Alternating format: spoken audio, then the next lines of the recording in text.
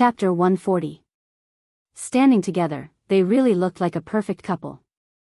Watching them walk over, Xia Dong couldn't help but recall the scene of them walking down the red carpet hand in hand during the wedding rehearsal. "Miss Xia, how have you been?" Su Yunxian spoke first with a gentle smile. Bailey Han let go of Su Yunxian's arm and frowned. "Why aren't you in the living room? It was so hot outside." Wasn't she afraid of getting sunburned? Xia Dong had already stood up from the recliner and smiled lightly. "I thought it was beautiful outside, so I came out for a walk. If you have something to do, don't worry about me. I'll look around." Bailey Han was a workaholic. He was rarely late and left early. Coming back so early and with Su Yunxian, he must have something to deal with. Bailey Han nodded and held Su Yunxian's arm with one hand as they walked to the living room. Xia Dong lay down again. Just as she was about to fall asleep, Yi Lu jogged over. "Miss Xia, young master asked me to serve you. Are you thirsty? Do you like tea or other drinks?" Xia Dong thought for a moment. "Please give me a glass of orange juice." "Thank you." "Okay, please wait a moment." Xiao Lu quickly brought her a glass of fresh orange juice. She also held a fan in her hand. After placing the orange juice on the wooden table, she stood beside her and gently fanned her. Xia Dong quickly grabbed her hand. "No need, Xiao Lu. I'm not hot." "Miss Xia, you don't have to be polite with me. This is young master's order." She was shocked when young master suddenly asked the butler to call her over from the kitchen. She thought she had done something wrong. She didn't expect young master to ask her to chat with Miss Xia to relieve her boredom and serve her. Xia Dong was both amused and speechless. Bailey Han, the host, was really enthusiastic. He was afraid that she, a guest, would be neglected.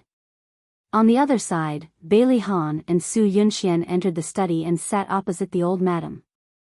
Bailey Han said, "Yunxian, Grandma is here now. You can speak now."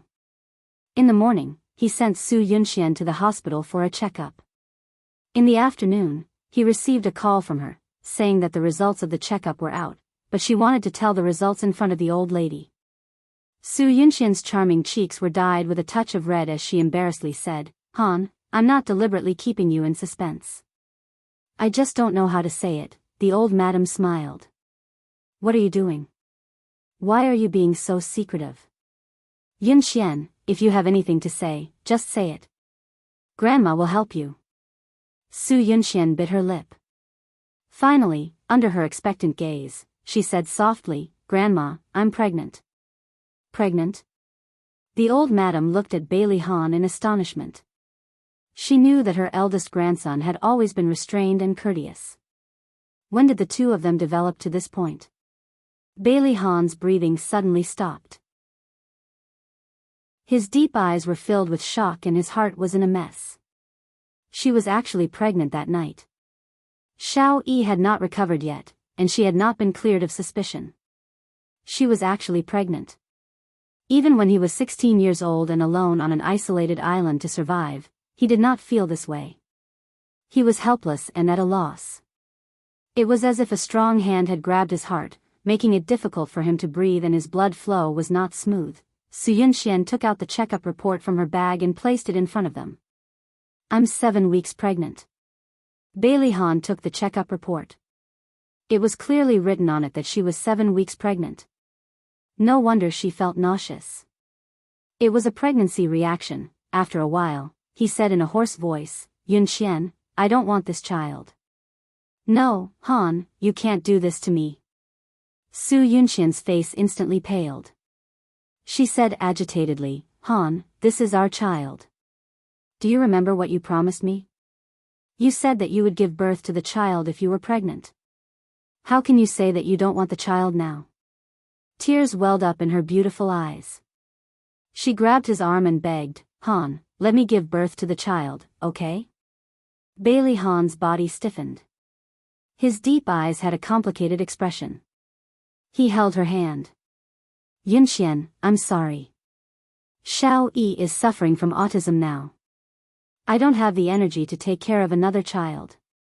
Also, I don't want Xiao Yi to think that I'm giving up on him. Then you're heartlessly abandoning our child? He's already 7 weeks pregnant. Su Yunxian stroked her abdomen with heartache. No matter what happens to us, the child is innocent. I beg you, let him live. She cried so miserably that tears rolled down her face. Bailey Han frowned. He wanted to say something, but he was interrupted by the old madam's sudden slamming of the table. The old madam glared at Bailey Han. Ah Han, what do you mean you don't want the child? Since Yunxian is pregnant, you have to take responsibility. Marry her and let her give birth to the child. Although Bailey Han felt guilty, he insisted on his opinion. Grandma, Xiao Yi's illness has just improved. If I marry Yunxian now, it will definitely agitate him. The old madam's expression stiffened. She sighed. I know, but Yunxian is pregnant now. If you let an unmarried woman like her have an abortion, what will happen to her reputation? We, the Bailey family, can't do such an immoral thing. At worst, you can get the marriage certificate first. As for the wedding, wait until Xiao Yi recovers. Yunxian's child needed a legal identity. Su Yunxian sobbed pitifully. Bailey Han looked at her like this. He felt heartache and guilt, and his heart almost softened. However, when he thought of the thrilling scene when Xiao Yi fell down the stairs, he hardened his heart. Grandma, I don't agree. I won't get married for the time being. The child can't be kept. Bailey Han said the last 3 words with difficulty. His heart ached fiercely and he felt guilty. Compared to the unborn child, he cared more about Xiao Yi. Bailey Han, you're so cruel. Since you don't want to marry me, then the child has nothing to do with you. Even if people laugh at me, I want to give birth to the child. Don't worry, I won't use the child to ask you for anything. She grabbed the checklist from the table and angrily crumpled it into a ball. She suddenly got up and ran to the door. Yunxian, Yunxian, the old madam picked up her walking stick and anxiously leaned on the floor. Ah Han, what are you waiting for? Hurry up and chase after her. She's pregnant now. What if something happens? Bailey Han pursed his thin lips and stood there for more than 10 seconds. He suddenly turned around and chased after her. The old madam leaned on the floor and sighed. Sigh, how did things turn out like this? Xia Dong was leisurely chatting with little Lu when Su Yunxian suddenly ran past them. She covered half of her face and looked very sad. Just as she ran past, Bailey Han quickly chased after her. Thus, Xia Dong and little Lu witnessed a dramatic scene. Bailey Han grabbed Su Yunxian's wrist from behind. Su Yunxian wanted to shake him off, but she didn't succeed. Instead, she was pulled into his arms. Xia Dong coughed awkwardly. Well, little Lu, it's about time. I'll go to the living room and wait for Xiao Bao. I should go back to the kitchen to work. Little Lu cooperated and helped her up. The two of them quickly left the place. Su Yunxian struggled and pushed Bailey Han's chest. Let go of me. I don't want you to care about me. Yunxian, stop it. Bailey Han didn't know what to say. He could only hug her tighter. You're pregnant. Don't be too emotional. Didn't you say you don't want this child? Why do you care so much about me? If something happens to me, you should be happy. Don't say things out of anger. I know I'm in the wrong. Bailey Han gently patted her back, trying to calm her down. Yunxian, let's calm down first and think about what to do, okay? She choked. I'm very calm. I insist on keeping the child. Bailey Han was silent for a moment. Yunxian, give me another half a month. If things still don't turn for the better, we'll get the marriage certificate first. She looked at him expectantly, her hand grasping his arm. What about the child? He didn't say what she wanted to hear as what she wanted to hear. Instead, he softened his voice. Yunxian, we can still have children in the future. No, it's different. Every child is an angel bestowed by God to their parents. They're all unique. No matter how many children we have in the future, they won't be him. Tears quickly gathered in her eyes. Her weak appearance was heartbreaking. His heart suddenly ached.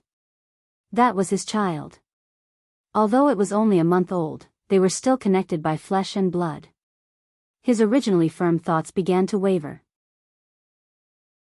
He hugged her tightly and said in a low voice, "Give me some more time. Let me think about it." "Okay, I'll give you time. Think about it carefully. I'm tired. Take me home." She slowly let go of his waist. She was weak and tired. On the balcony on the second floor, the two little guys saw the scene through binoculars. Xiao Bao threw the binoculars aside and sighed. "Although I can't hear what they're saying, I'm guessing it's not something good." Xiao Yi didn't answer. He also threw the binoculars aside, but his eyes became serious. Xiao Bao patted his shoulder. "Bailey Yi, let me remind you. You have to quickly think of a way to find out what's going on. Otherwise, when their old feelings reignite, you'll be crying your eyes out." Yesterday, Bailey Han was still cold and indifferent towards Su Yunxian. When Su Yunxian was sick, the old madam had to suppress Bailey Han to visit her. What exactly happened? Overnight, Bailey Han started to pull Su Yunxian again. Xiao Bao rubbed his chin as he thought hard.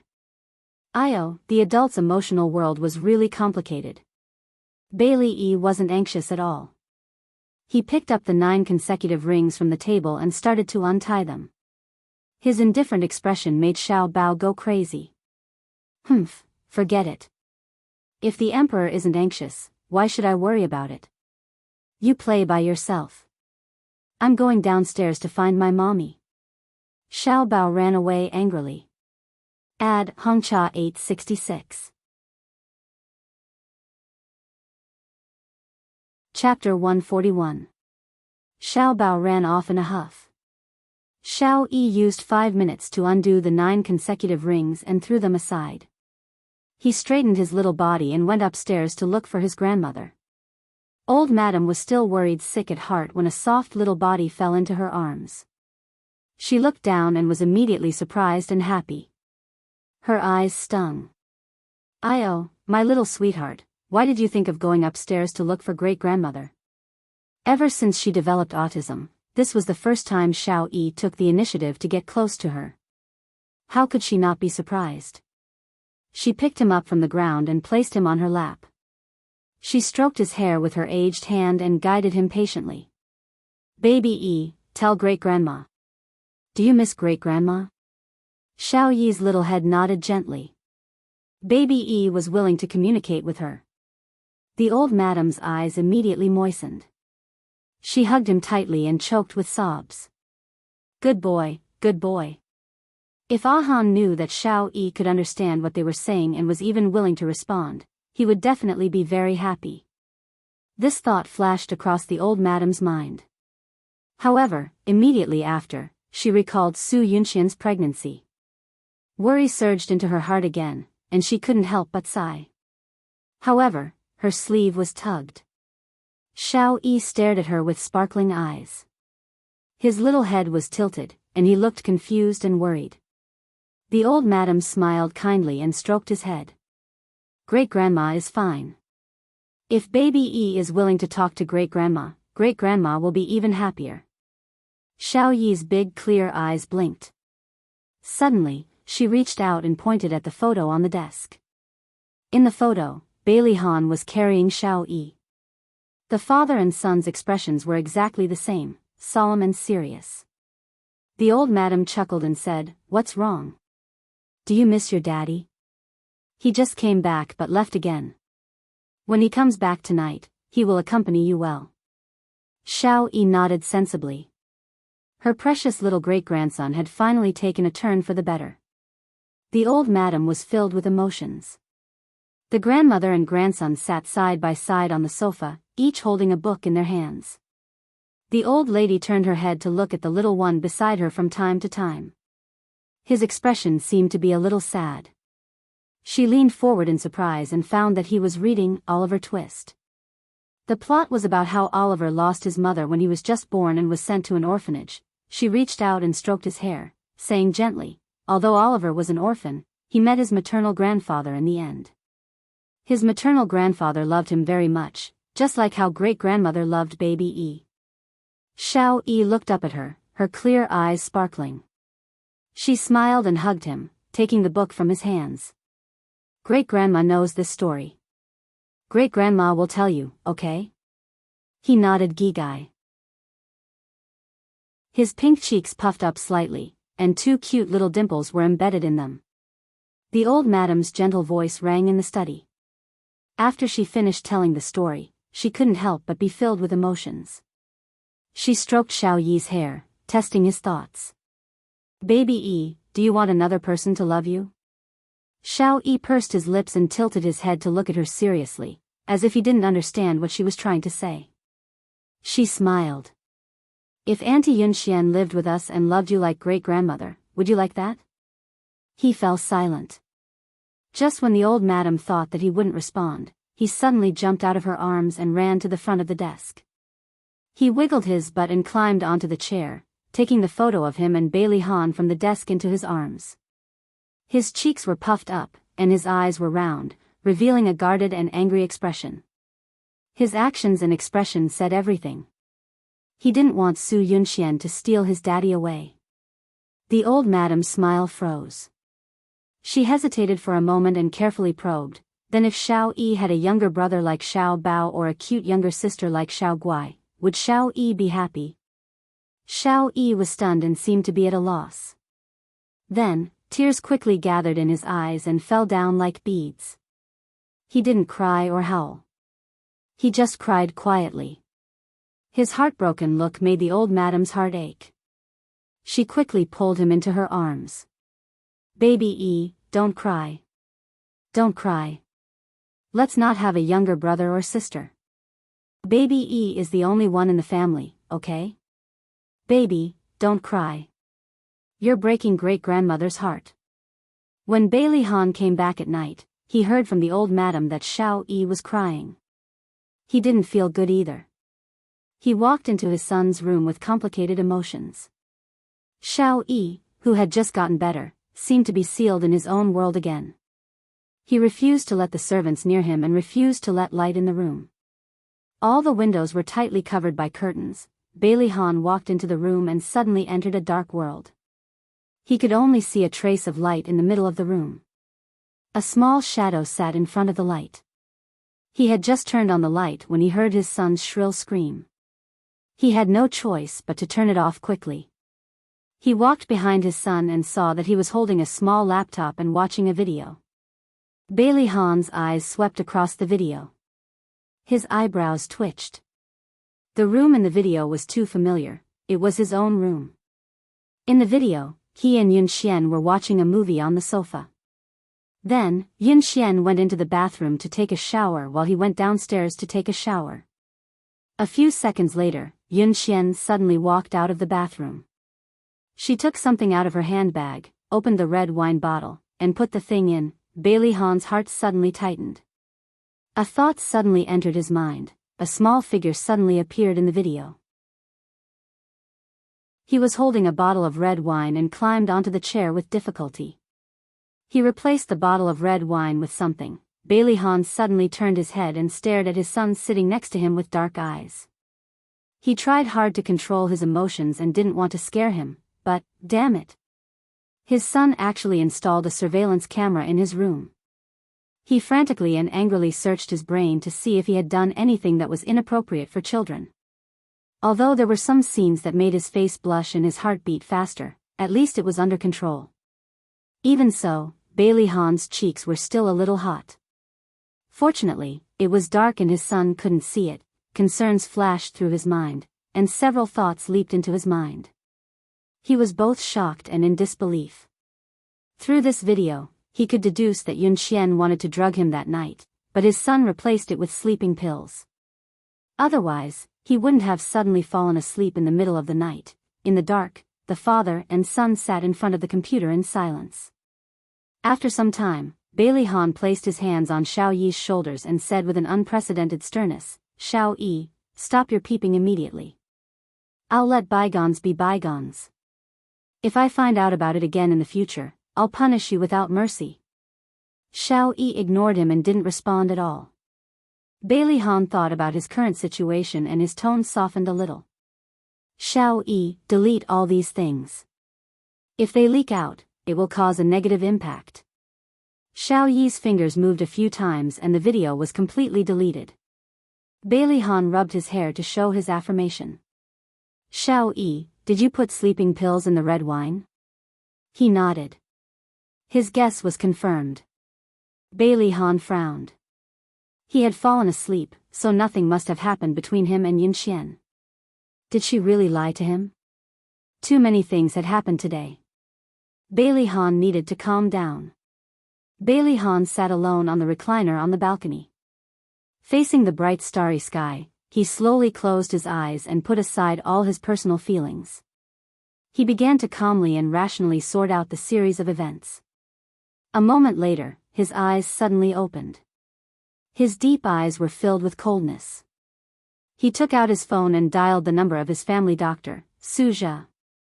"Suzha, do you know any Chinese medicine practitioners? I would like to ask you for a favor." Asterisk. In the middle of the night, Xia Dong suddenly woke up. Her forehead was full of sweat. She was still in shock and turned on the bedside lamp. She glanced at the clock. It was only 1:00 in the morning. She dreamed that she had given birth.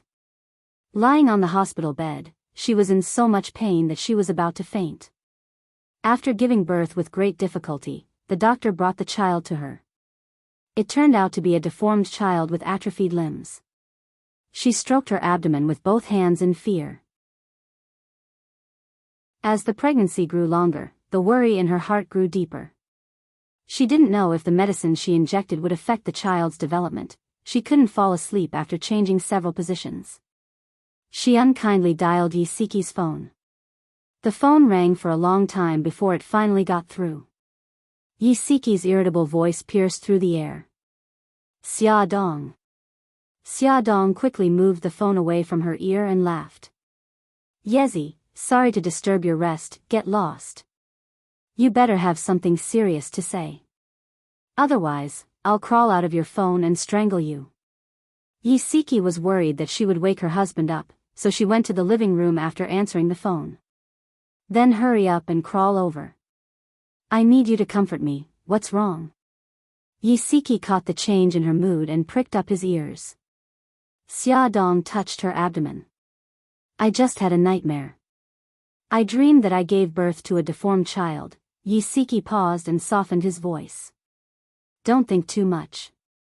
Even our Shihao said that although the medicine will affect the fetus, you didn't absorb much of it, so it shouldn't be a problem." "But the medicine is very strong," Yi Siki interrupted her. Xia, listen to me. It's useless to worry about these things now. Whether the child is deformed or not, you have to give birth to it for Xiao Guai's sake." Xia Dong leaned against the pillow dejectedly.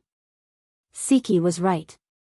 Worrying about these things now was a waste of energy. Even if the fetus was affected by the medicine and became deformed, she had to give birth to it.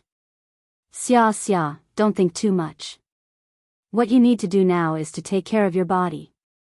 I'm planning to take Nyonyo to the aquarium this weekend. Do you want to bring Xiao Bao and Xiao Guai along? Xia Dong smiled. Okay, then we've made an appointment. Hurry up and go to sleep. I'm fine now. Are you really fine? I'm really fine. Just treat it as my prenatal depression acting up. I'm full of energy now. Add Shinwu 799. Chapter 142. Han, why did we stop here? Didn't you say we were going to an art exhibition? In the car, Su Yunxian looked out of the window in surprise. They were now parked opposite a traditional Chinese medicine hall. Grandma hasn't been sleeping well recently. I heard that this traditional Chinese medicine hall has an exclusive secret prescription for insomnia. Bailey Han opened the door for her. In the traditional Chinese medicine hall, there was a gray-haired old doctor in charge. Bailey Han told him what he needed, and the old doctor asked a young doctor to take out a package of Chinese medicine. Bailey Han grabbed Su Yunxian's wrist and said with a smile, "Yunxian, didn't you have a pregnancy reaction, nausea, and a bad appetite? Let Dr. Su take a look at you." Su Yunxian's eyes flashed with a flash of panic. "No, I'm fine today." "Yunxian, pregnancy is a big deal. You can't be careless. Gigai, listen to me and let Dr. Su take a look." Bailey Han smiled very gently. He held her shoulders. It seemed gentle, but his strength was very strong. She couldn't resist at all and was forced to sit on the stool opposite Dr. Su. "Madam, please stretch out your right hand." Dr. Su smiled kindly. Su Yunxian's face changed. She hesitated and refused to stretch out her hand. "Dr. Su, I'm fine. I won't trouble you." She wanted to get up, but Bailey Han stood behind her. He held her shoulders with both hands and slowly pressed her down. He smiled gently. "Yunxian, Dr. Su is known as a gynecologist. If you want him to treat you, you have to make an appointment half a month in advance. Don't be childish. Let Dr. Su treat you quickly." Han, Su Yunxian was flustered and didn't know what to say. "All right, stop messing around." The smile on Bailey Han's face was devoid of any warmth, making people shudder. He pressed her shoulders with one hand and suddenly grabbed her right hand with the other hand and put it on the table. "Dr. Su, please." Dr. Su touched his beard with one hand and felt Su Yunxian's pulse with the other. Su Yunxian looked at Dr. Su, whose eyes were slightly closed. Every second felt like a year. When she saw him suddenly open his eyes, she was shocked. Her momentary panic and loss of composure fell into Bailey Han's eyes. The smile on his face faded as he politely asked, "Dr. Su, how is it?" Su Yunxian's heart was in her throat. Dr. Su said slowly, "Mr. Bailey, I'm sorry to disappoint you. Your wife is not pregnant." Bailey Han's eyes narrowed. His sharp gaze instantly shifted to the pale Su Yunxian. However, it was only for a short second before he regained his courteous appearance. He smiled and nodded at Dr. Su. "Dr. Su, thank you for your hard work. However, I have to correct one thing. Miss Su is not my wife." Su Yunxian felt as if her heart had fallen into an ice cellar. She still wanted to make a final struggle. Her face was filled with disbelief. "How could this be? I did an ultrasound at the hospital. The doctor clearly said that I'm 7 weeks pregnant." Dr. Su frowned and was a little unhappy. "Miss Su, I've been practicing medicine for more than 70 years, and I've never made a mistake. Whether you're pregnant or not, I'll know by taking your pulse." Bailey Han glanced at her indifferently. His gaze was as cold as iron. She suddenly trembled, and the words that she wanted to say were all suppressed. She didn't know how she followed Bailey Han out of the clinic. When she came back to her senses, she was already in the car. Bailey Han's face was cold as he started the car without a word. Su Yunxian looked at his side profile and only saw a pair of malicious and cold eyes. She called his name softly. "Han," he said calmly, "Yunxian, I didn't expect you to lie to me." Su Yunxian was shocked. She knew his temper very well. The angrier he was, the calmer he would be. She quickly said, "No, I didn't. Han, there must be something wrong. Let's go to another hospital and have a proper examination, okay?" "Something wrong?" His voice was so calm that it was almost emotionless. "Do you mean that the ultrasound in the hospital made a mistake, or that Dr. Su made a mistake in taking your pulse? Dr. Su is not a god. How can he know whether I'm pregnant just by taking my pulse?" Tears gathered in her eyes. She looked so pitiful, but unfortunately, he didn't look at her at all. Bailey Han said lightly, "Okay, then let's go to the hospital for another examination. Let's go to the first hospital. I have Dr. Zhang's phone number, so we can make an appointment in advance." No, let's go to another hospital. Bailey Han didn't choose the first hospital where she did the examination last time. Instead, he changed directions and drove to the City People's Hospital. He booked the number of Lin Shihao, the director of obstetrics and gynecology. There weren't many people in the obstetrics and gynecology department today. There were only 2 people in front of Su Yunxian. As time passed, her heart was in a mess, and she didn't know how to deal with it. Bailey Han received work-related calls from time to time. He walked to the corridor to answer them. Su Yunxian's eyes moved, and she had an idea. She quickly sent a text message to her mother on her cell phone. When it was almost Su Yunxian's turn to go in, Bailey Han received a call from old madam. He looked at the closed office door and pressed the answer button. When the nurse called Su Yunxian's name, Bailey Han was still talking to old madam. Su Yunxian hurried into Lin Shihao's office. Lin Shihao was the only one in the office. She went straight to the point and said, "Dr. Lin, I have a favor to ask of you." She quickly filled out a check and pushed it in front of Lin Shihao.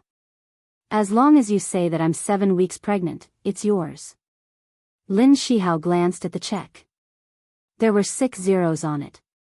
It was indeed a big temptation. He might not be able to earn so much money even if he was a doctor for the rest of his life. Unfortunately, he wasn't interested in this. He just wanted to be a responsible doctor. He said lightly, "I'm sorry, I can't help you with this." Su Yunxian gritted her teeth. "This is only half of the reward. I'll pay you the other half after it's done." His lips curled into a mocking smile. "Miss Su, if you're here to see a doctor, I welcome you. If it's something else, please don't disturb my work." Lin Shihao, you should know the Su family's influence in City A. Since the temptation failed, Su Yunxian began to threaten him. She lowered her voice and her eyes were filled with bone-chilling coldness. There was a knock on the door. "Please come in."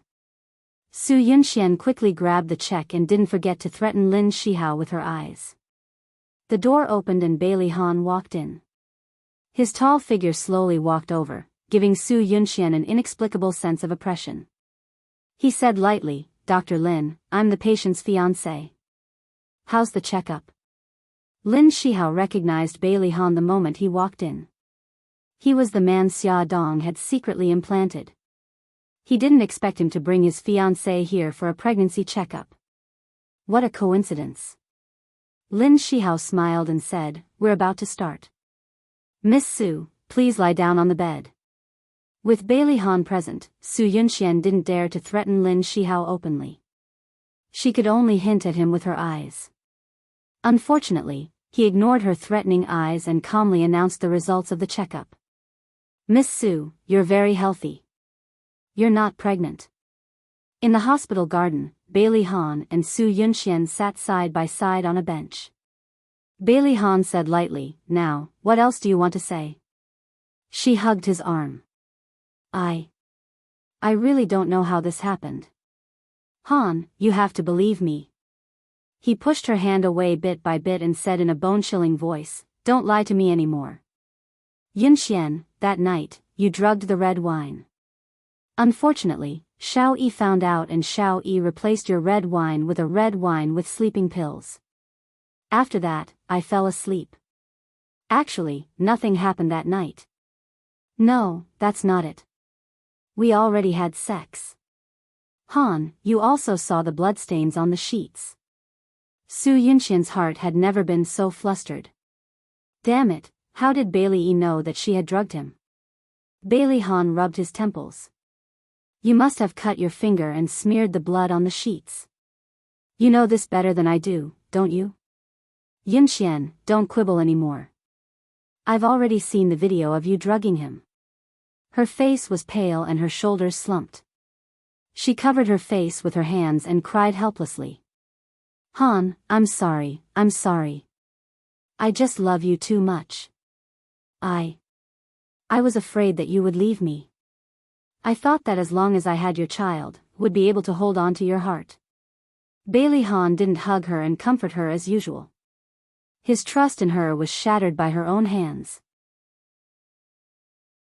Their relationship that was full of lies started to make him feel tired, painful, and deeply hurt. He armed himself with indifference. Su Yunxian, you disappoint me too much. It was the first time he called her by her full name. It seemed that he was really disappointed in her. She hurriedly grabbed his arm and cried without caring about her image. Don't go. I beg you, Han, forgive me just this once. I was just confused for a moment. I really was confused for a moment. He didn't turn back and only said coldly, Did Xiao Yi fall down the stairs because of you? No, I didn't. Su Yunxian denied repeatedly. Han, I've only lied once. Let's start over, okay? He frowned. I forgot that I shouldn't believe what you say anymore. I'm already very tired. Let's break up. She cried very sadly. We've been in love for 6 years. Han, how can you break up just like that? He stared at her coldly. You should know that I don't like scheming women. If it was in the past, he would still feel guilty when he mistakenly thought that he had taken her. But now, he didn't even feel a little guilty. 6 years of feelings and 5 years of waiting. He waited for her to return from England and thought that their relationship would blossom.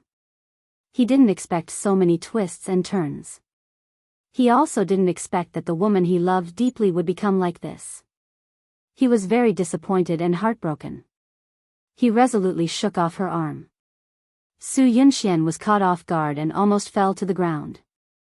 She staggered 2 steps and steadied herself by supporting herself on the edge of the chair. Bailey Han didn't turn back and strode away.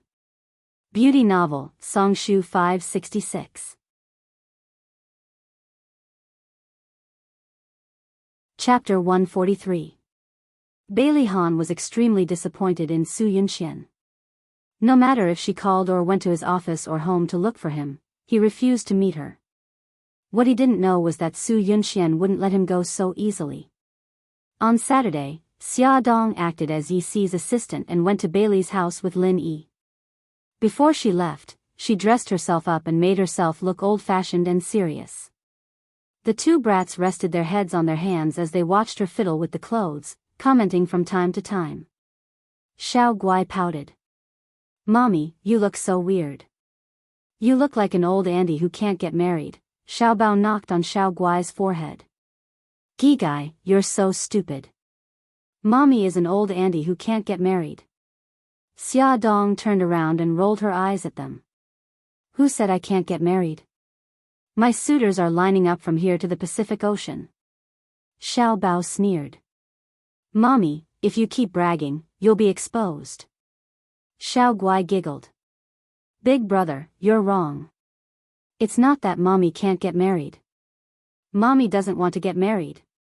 Xia Dong was moved to tears. She hugged her daughter. Daughters are really more caring than sons. I didn't waste my efforts to have a daughter. Xiao Bao rolled his eyes.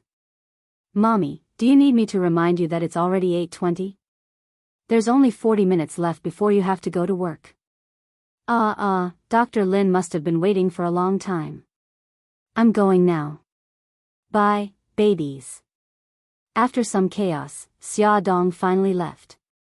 Xiao Guai watched her mommy leave like a gust of wind. Big brother, I suddenly feel like we're so happy. Xiao Bao was curious. Why? That's because Mommy is the ever-changing Sakura. One moment, she's a strong woman, and the next moment, she's like us. She's like a little kid. It's so interesting, Xiao Guai laughed happily. That's true, Hua. Xiao Bao held her hand. Gigai, let's go.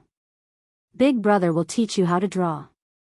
When his mother was not around, as the only man in the family, he had to shoulder the heavy responsibility of taking care of his sister. Xia Dong ran downstairs and found Bailey Yun leaning against the Lamborghini in a cool pose, waiting for her. Fox, why are you here? Xia Dong was curious why Lu Xing did not stop him. She looked around and did not see Lu Xing. She guessed that what she said to Mika Keto last time was effective. I'm sending you to work. When you get off work, I'll take you to eat something delicious. Bailey Yun blinked his foxy eyes and flicked the hair in front of his forehead. He looked so charming. Xia Dong got into the car and Bailey Yun drove off. She quickly grabbed the handrail, her face pale. What's wrong? I thought you weren't afraid of racing. She still looked so heroic when she won the motorcycle racing championship. She covered her mouth. Don't drive so fast. I want to vomit. Bailey Yun panicked when he heard her. He quickly slowed down and turned to ask her. How are you? Do you feel better? Xia Dong took a deep breath. I'm much better. He frowned. Are you not feeling well?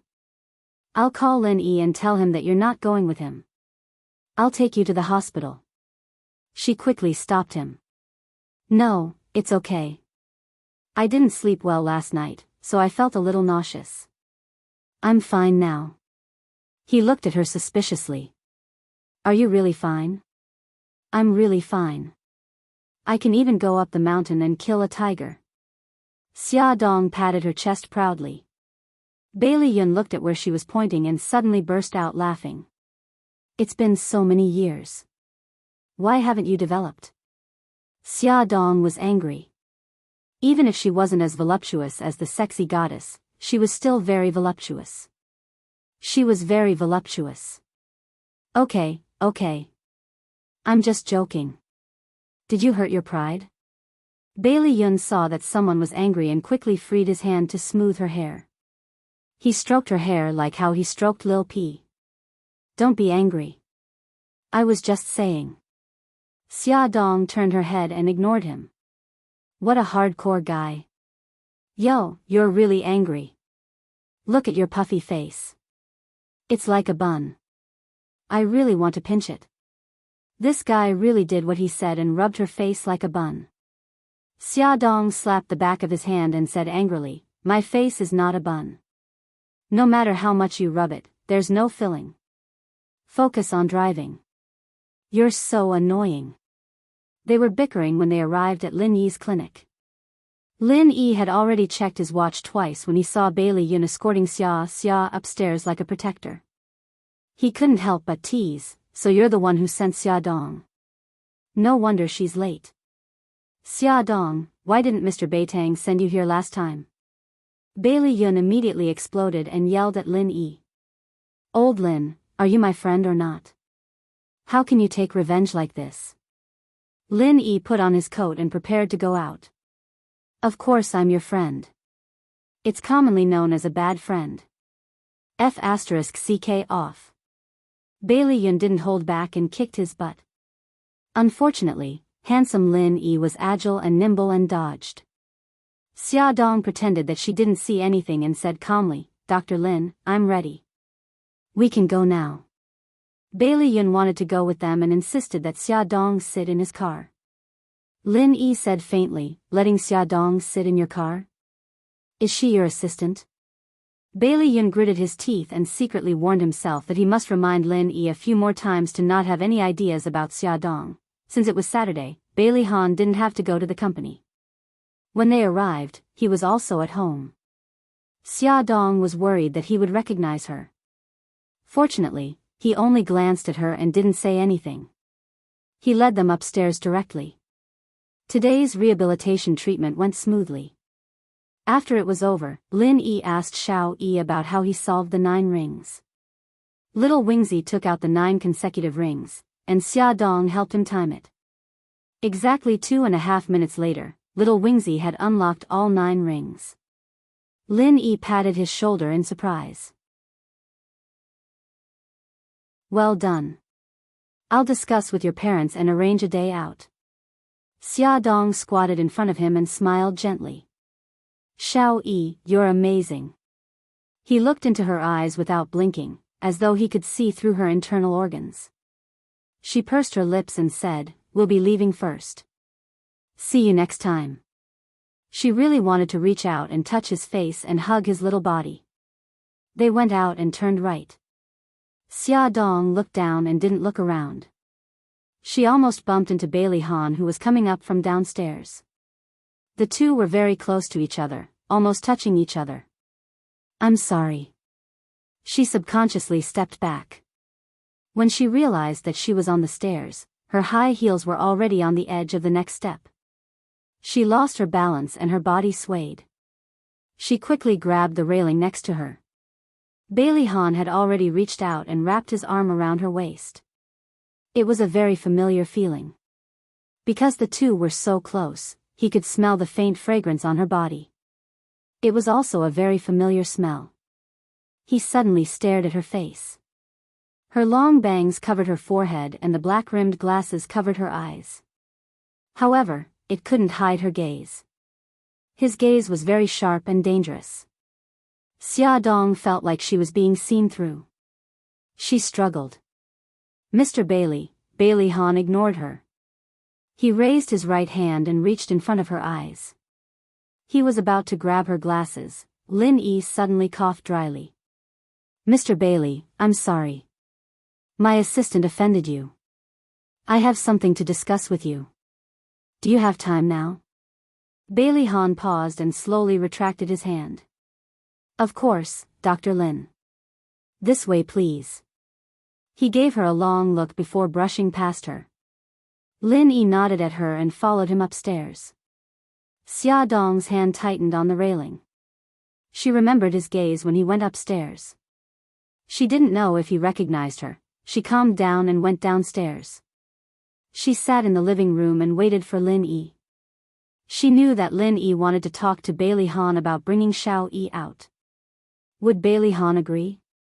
In less than 10 minutes, Bailey Han and Lin Yi came downstairs, talking and laughing. It seemed like the discussion went well. Xia Dong relaxed. However, in the next second, Bailey Han said, Miss Yi, there's something private I want to talk to you about. Private matter? What private matter could he have with Yi Si? Xia Dong wanted to cry. She didn't need to think too much. He must have recognized her. Since it was a private matter, Lin Yi didn't want to stop her. He could only give her a look that said, good luck. In the study, Bailey Han stood in front of the large desk. His handsome face was expressionless. His eyes were sharp and cold. Yi Si? Should I praise you? Your disguise skills are really superb. Xia Dong coughed. I can explain. Bailey Han looked at her coldly. Say it. Xia Dong smiled. It's because I've been interested in psychology recently and I'm unemployed at home. So I wanted to find a job related to psychology. Applying to be Lin Yi's assistant was purely an accident. Do you think I'll believe you? Bailey Han looked at her with disdain. Even if you're interested in psychology, Lin Yi wouldn't hire a layman to be his assistant. Tell me, what's your purpose? Wearing high heels was really tiring. Xia Dong sat down. All right, I'll tell you the truth. I'm just concerned about your son. I want to know about his condition and treatment. So I asked Dr. Lin for help. He stared at her eyes. Why are you so concerned about my son? She looked back at him sincerely and said softly, I like him a lot. Also, I feel that he makes my heart ache. Do you remember what you said when you asked me to bring Xiao Bao to visit him? You said that Xiao Yi doesn't have any friends. It was this sentence that moved me. I'm a mother. I can understand your helplessness as a father and your heartache for your child. His hand couldn't help but fall on the frame of her glasses. He took it off, wanting to see the things in her eyes more clearly. Beauty novel, Hongcha 866.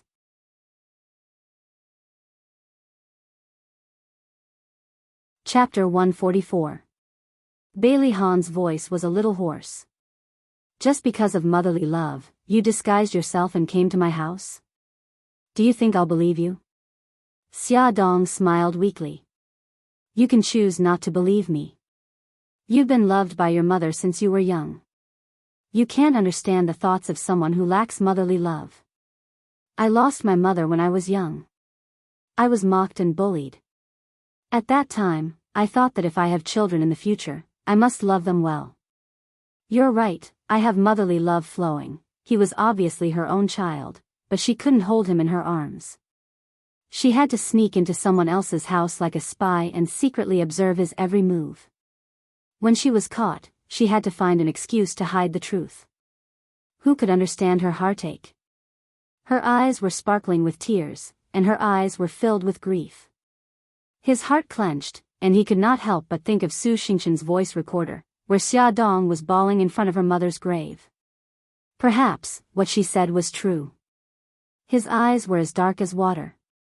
She wiped the corner of her eyes and smiled. Don't stare at me like that. I can't help but want to cry. Look, I'm already crying. I'm sorry, I won't come again next time. The way she forced herself to smile actually made him feel a little distressed. He frowned. Damn it, why did he still have sympathy for this liar? He should have given up on her long ago. He thought in his heart, but the words that came out of his mouth were, "You're Lin Yi's assistant. You report to him about your work." Xia Dong grinned. I know. I'll tell Lin Yi that I'm quitting later. Bailey Han's facial muscles twitched uncontrollably. Idiot, did she have to make it clear? His face darkened and he said stiffly, since you're already his assistant, you should do what you're supposed to do. Xia Dong couldn't believe it. You agree? Bailey Han gritted his teeth. Idiot. Wasn't it obvious? She felt a little wronged. Who asked him to look so fierce just now? But forget it. As long as he agreed to let her continue to take care of Xiao Yi as Yi Si, she was very satisfied. She tilted her head and looked at him seriously. Bailey Han, has anyone ever told you that you're really a good person? Other than her, everyone else called him the cold-faced king of hell. His pretentious, serious and conflicted expression made her feel refreshed. She couldn't help but laugh. So I'm the first one. Then I'm really honored. Bailey Han's facial muscles twitched as he asked calmly, why did you resign? Xia Dong almost couldn't keep up with his jumping thoughts. She was stunned for a moment before she realized that he was talking about the position at Glamour magazine. She lowered her eyes and chuckled. I have to take care of Xiao Bao and Xiao Guai. I also have to take care of the baby in my belly. I don't have so much energy to work. He looked down at her. You like that job very much. When she was working, she was completely different from her usual self. That passion burned in her eyes, and she exuded a confident charm. She looked up at him with complicated emotions surging in her eyes. In my heart, the children are more important. For them, I can give up anything, including my life. His eyes narrowed, and there were traces of the ice in his heart breaking. He began to doubt his judgment.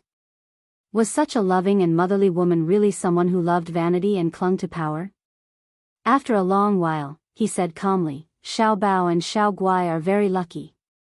They were very lucky to have a mother like her.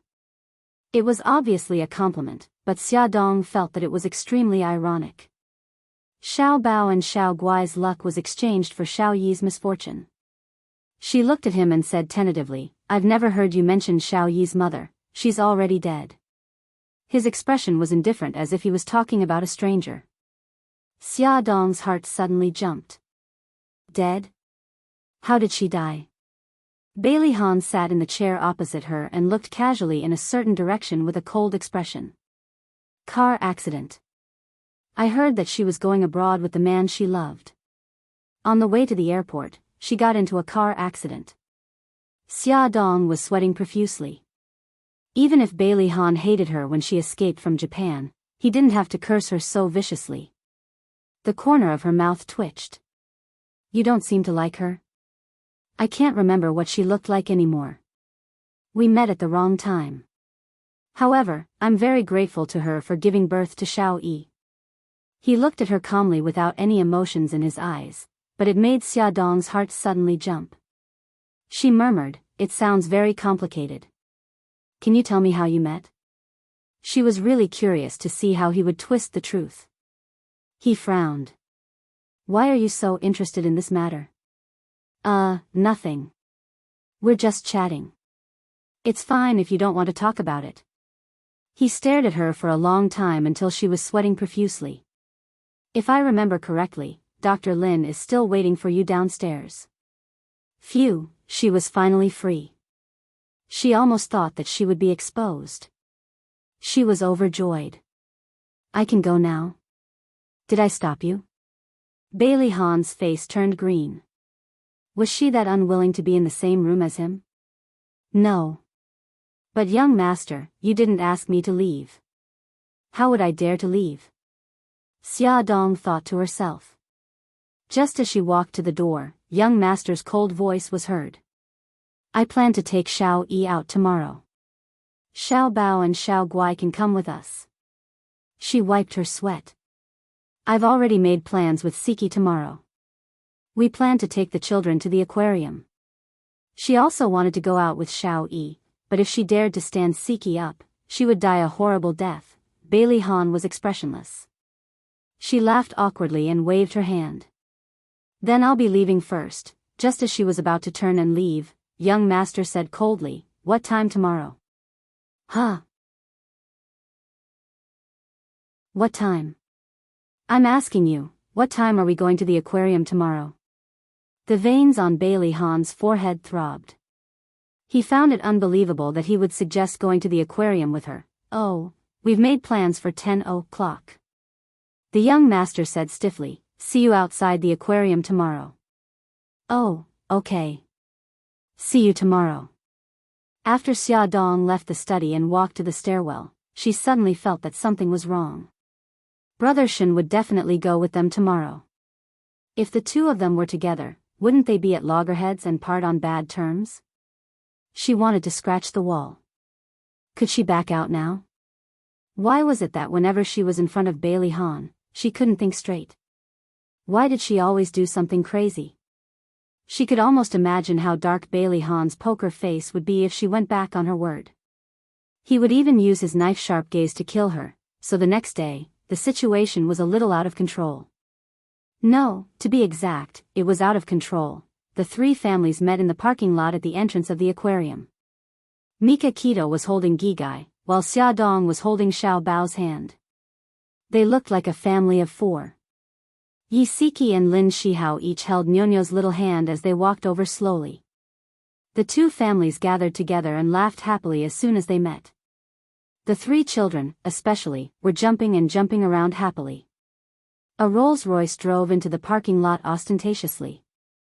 Bailey Han stepped out of the car holding Xiao Yi's hand. When Lin Shihao and Yi Siki saw Bailey Han, their expressions were normal because they had heard from Xia Dong that Bailey Han would be coming with them. But Mika Keto was different. Her deep eyes suddenly turned to Xia Dong. She clasped her hands together and blinked ingratiatingly. She lowered her voice and said, Brother Shen, if there's anything you want to say, let's talk at home, okay? Mika Keto's expression was very bad. His handsome face was emitting a cold aura. He gritted his teeth and said fiercely, You've learned to lie to me? Brother Shen, I beg you. Teach me when we get home tonight, okay? Bailey Han and Xiao Yi were getting closer and closer. She looked at him with her big watery eyes and begged anxiously and pitifully. Beitang Shen was furious. He was furious that she had agreed to be Lin Yi's assistant without consulting him first. He was furious that she had risked her life to take care of little Wingzi in the Bailey family. He was furious that she had acted first and reported later, taking care of Bailey Han on a family gathering like this. But when he saw her pitiful expression, he couldn't help but soften. In the end, all his conflict and anger turned into a flick on her forehead. He gritted his teeth and glared at her. I'll deal with you when we get home tonight. Xia Dong held her aching forehead and tried to please him with tears in her eyes. Brother Shen, you're a great person and don't hold a grudge against me. You're a magnanimous person. From the corner of her eyes, she saw that Bailey Han and the others were already 2 meters away. She quickly shut her mouth and giggled. Mika Keto was angry and helpless. He ruffled her hair. Bailey Han was like an arrogant king. Standing in a place like the parking lot, his arrogance and domineering aura couldn't be concealed. His indifferent gaze swept across the few people without batting an eyelid. When he saw Lin Shihao, his eyes moved. He didn't expect that the director of the obstetrics and gynecology department of the People's Hospital was actually the husband of Xia Dong's good friend. Lin Shihao saw that his gaze was on him and nodded politely. Mr. Bailey. Bailey Han also nodded his head out of courtesy. Finally, his gaze fell on Mika Keto. Mika Keto's cold and arrogant gaze was fixed on him. The two of them looked calm, but the turbulent undercurrent was felt by everyone else. Xia Dong quickly smiled. Since everyone is here, let's go in. She took out the tickets that she had booked beforehand and distributed them to everyone. After entering the aquarium, there was a disagreement. Xia Dong considered that if they were to visit the aquarium as a group, they would be too conspicuous. Moreover, the combination of Mika Keto and Bailey Han was too dangerous. They could explode at any time.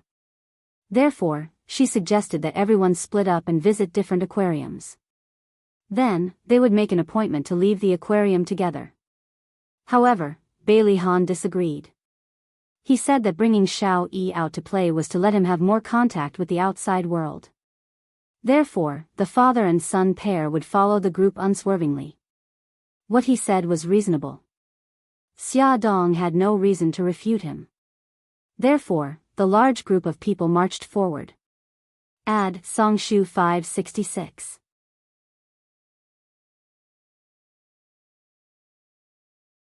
Chapter 145. In the underwater tunnel, colorful seaweed, corals, and all kinds of fish swam in front of them. There were even sharks with big mouths and murderous auras.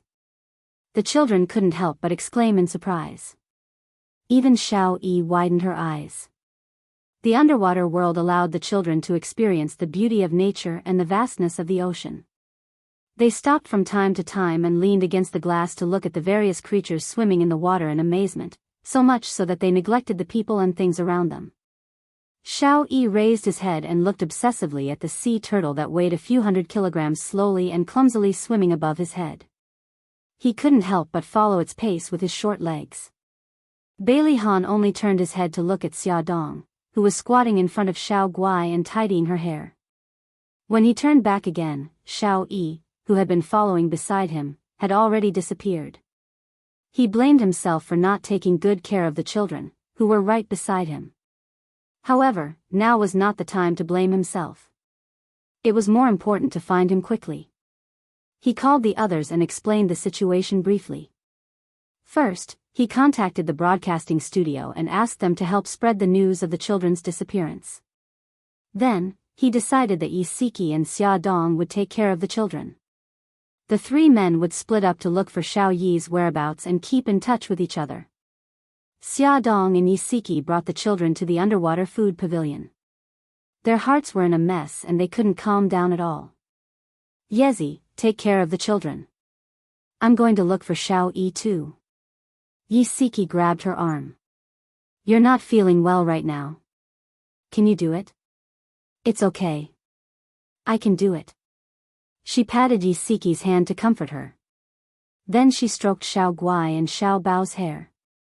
Babies, Mommy is going to look for Xiao Yi too.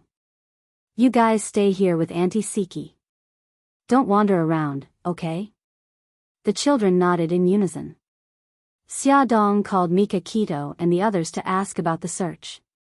The three of them had not found Xiao Yi yet, so Xia Dong asked them where they were. Xia Dong specially went to some places that they had not searched yet. He searched from the jellyfish hall to the sea creature hall, and finally came to the sea creature hall. There was a dolphin performance going on in the performance hall. When Xia Dong walked into the performance area, the viewing platform was already full of people. She searched row by row and kept apologizing to the people. When she found the first row from the last row, the performance had just ended. She hurriedly stood to the side and searched for that small figure in the surging crowd. Suddenly, she saw a short figure walking towards the exit. He was wearing the same clothes as Xiao Yi. She didn't have time to think. She shouted Xiao Yi's name and rushed into the crowd to chase after him. Xiao Yi, she struggled to squeeze through the crowd, but unfortunately, her voice was drowned out by the noise. Her body was squeezed by the crowd. When she looked up again, the child was long gone. Maybe he was blocked by the adults next to him, or maybe he had already left the performance hall. Xia Dong helplessly stopped. When the crowd had dispersed, she held on to her last glimmer of hope and looked around the seats in the performance hall. She imagined that maybe Xiao Yi was sitting somewhere that she couldn't see. Suddenly, her eyes lit up and she ran to the corner of the first row. There was a small figure sitting on the seat. He was focused on the huge pool in front of him. There were 2 dolphins, one big and one small, swimming lazily in the pool. Several staff members were finishing up the performance. Xiao Yi, when Xia Dong ran in front of him, she was panting heavily. Her heart was thumping wildly. She suddenly hugged him in her arms and said in a trembling voice, "Xiao Yi, why are you here?" We were worried to death." Bailey Yi's eyes flashed. He leaned against her chest and could hear her heart beating wildly. There was a faint fragrance on her body. Hugging him, it was warm and comfortable. He despised and hated all the women who tried to get close to his daddy. His little hand pushed her shoulder forcefully and a low growl of displeasure came from his throat. "Sorry, I was just too happy." Xia Dong quickly let go of him and smiled gently. "Wait a moment. I'll inform everyone." She was the first to inform Bailey Han. When she was talking to Mika Keto, Xiao Yi suddenly jumped down from the chair and walked out silently. "Brother Shen, please inform Lin Shihao and Siki. I'll take Xiao Yi to Seabed Food Pavilion immediately." She quickly hung up the phone and followed Xiao Yi. "Xiao Yi, don't walk so fast. Watch your step." Xia Dong followed closely behind him. Seeing that the steps were very high, she naturally reached out to help him up. Unexpectedly, he suddenly reached out and pushed her away. Although he didn't use much strength, she was still caught off guard and her body swayed along with his force. She grabbed the back of the chair to steady herself. He looked at her coldly. She could clearly see the deep hostility in his clear eyes. Her heart trembled. She wanted to smile, but the corners of her lips couldn't curl up. Perhaps she was too greedy. When she was growing up with Xiao Bao and Xiao Guai, she couldn't help but want to pay attention to Xiao Yi's life. She really should have done what Bailey Han said and died in the car accident so that she wouldn't disturb his life anymore. She couldn't suppress the sadness in her heart. A drop of hot tear fell and landed right in front of Xiao Yi's toes. He lowered his head and stared blankly at the small piece of floor wet with tears. She quickly turned her head and wiped the corners of her eyes. She smiled at him. "Xiao Yi, let's go. I'll take you to see your daddy." At this time, the performance hall was already empty. She let him walk in front of her alone and suppressed all her emotions. When they walked out of the performance hall, 2 men in flowery shirts suddenly rushed towards them. They came in a menacing manner. It was obvious that they weren't kind people. Xia Dong instinctively protected Xiao Yi. She bent down to pick him up from the ground, but a pair of arms suddenly reached out from beside her and snatched Xiao Yi from her arms. The person holding Xiao Yi was a young man in his 20s. He was quite good-looking, but there was a sinister glint in his eyes. He held Bailey Yi's neck with one hand and said coldly, "Miss Xia, please come with us. Let the child go. I'll go with you." Xia Dong put her right hand behind her back and secretly dialed a number. However, a man in his 30s with a knife scar on his face standing beside her discovered her. He snatched the phone and threw it to the ground. With a crack, he crushed the screen. Someone looked over curiously. The man with the knife scar roared fiercely, "What the F***ck are you looking at? Haven't you seen a couple quarrel before?" She felt something pressing against her waist. The knife-scarred man seemed to be holding her waist intimately. He lowered his voice and threatened her, "Behave yourself. If you play any more tricks, I'll take this brat's life first." The man with the knife scar dragged her roughly while the young man followed closely behind with Xiao Yi in his arms. They chose a very secluded path and walked out of the aquarium in a few minutes. Bailey Han received a call from Xia Dong and rushed to the performance hall without stopping. When he rushed in, there was no one inside. He frowned and walked out quickly while calling her phone. However, no one picked up. When he reached the entrance of the performance hall, he suddenly heard a crisp ringtone. He looked around and finally fixed his gaze on the floor not far in front of him. A phone with a broken screen was lying on the floor and ringing. It was Xia Dong's phone. Bailey Han's heart suddenly tightened. After thinking for a few seconds, he quickly made a judgment and chased in a certain direction. When Bailey Han reached the parking lot, he saw a Mercedes-Benz passing by the gate.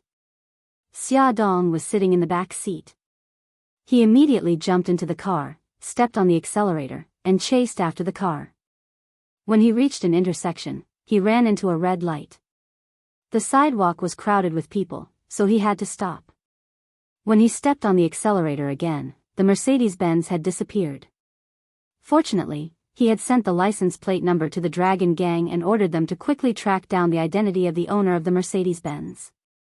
Xia Dong and Xiao Yi were taken to an abandoned factory in the suburbs. She was tied up and thrown on the ground. Xiao Yi's hands and feet were also tied.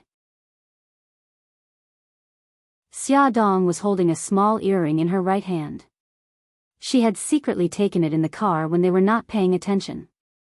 She used the earring to rub the rope and moved her body with difficulty. She stood in front of Xiao Yi and said in a low voice, "Xiao Yi, don't be afraid. I'm here." Her phone was abandoned in front of the performance hall. When Mika Keto found out that she was missing, he would guess that they had met with an accident when he saw the phone. She believed that Brother Shen would definitely come to save her. There was no trace of fear in Xiao Yi's clear eyes. He stared fixedly at Xia Dong, who was standing in front of him, and something in his heart quietly changed.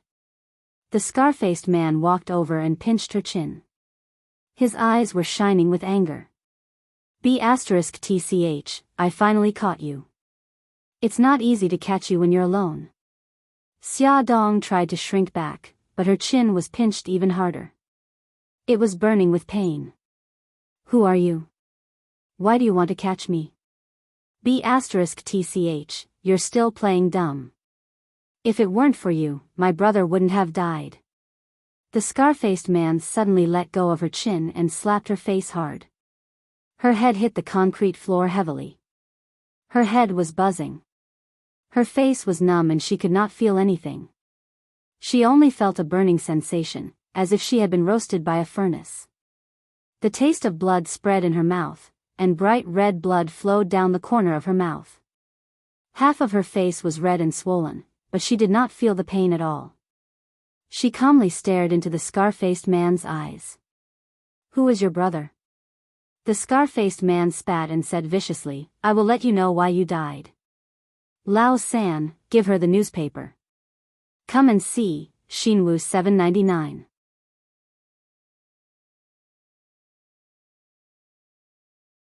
Chapter 146. The one called Lao San was the young man in his 20s. His vicious eyes flashed with a cold light like that of a venomous snake. He pulled out a newspaper from somewhere and smashed it hard on Xia Dong's injured face. Look carefully. The man who died tragically on the street in the newspaper is my brother. Xia Dong tried his best to stretch his neck and finally saw the headline and photo on the newspaper clearly. However, she was sure that she had never seen this man before. You're mistaken. I don't know him. Then you might have heard of his name. The scar-faced man suddenly squatted down and pinched her face with 2 fingers. He's the leader of the Flame Gang. Old K, because of you, he was killed by the gangsters. Old K, this name sounded familiar. A thought flashed through Xia Dong's mind. She scanned the newspaper with difficulty and finally remembered that she had seen this news before. It said that the leader of the Flame Gang died tragically on the street during a fight. However, how could this have anything to do with her? You remember now? The scar-faced man laughed sinisterly. *TCH, I know you have a powerful backer. Call him now and tell him to come alone. Otherwise, I'll let you and that little tch die a horrible death. A powerful backer? Was he referring to Brother Shen? Could it be that Brother Shen had a dispute with the local mafia? Questions flashed through Xia Dong's mind. What she needed to do now was to stall for time so that Mika Keto and the rest could rescue them. She pursed her lips. I don't know who the backer you're referring to is.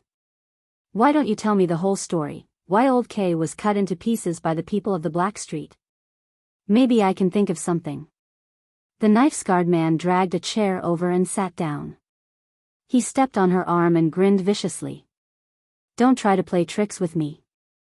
Otherwise, I'll strangle that little tch to death first. He gave third brother a look and he immediately walked over to Xiao Yi. Xia Dong endured the excruciating pain in her arm and propped herself up to protect Xiao Yi. She said sternly, don't move. I'm not playing any tricks. I really don't know who your backer is. The scar-faced man sneered. Third brother didn't stop walking. He bent down and stretched out his arm to push Xia Dong over. Then, he grabbed Xiao Yi's collar and lifted him off the ground. As Xiao Yi's tiny body was lifted into the air, Xia Dong's heart almost stopped beating. She screamed in panic, don't hurt him. Please, don't hurt him. She struggled to get up from the ground. Her legs were tied up, so she could only jump towards Lao San. She said anxiously, I beg you, let him go. He can't breathe. Xiao Yi's throat was choked by the collar, and his little face gradually changed color due to the difficulty of breathing. His clear eyes were filled with an uncomfortable mist, and he struggled with all his might, kicking his short legs. Xia Dong's heart ached as she bit third brother's arm. D****, how dare you bite me? Third brother grabbed Xiao Yi with one hand and raised his other hand to slap Xia Dong's face. Xia Dong's face swelled even more, and blood flowed down from the corner of her mouth. She gritted her teeth and said coldly, let him go. I'll make a call right away.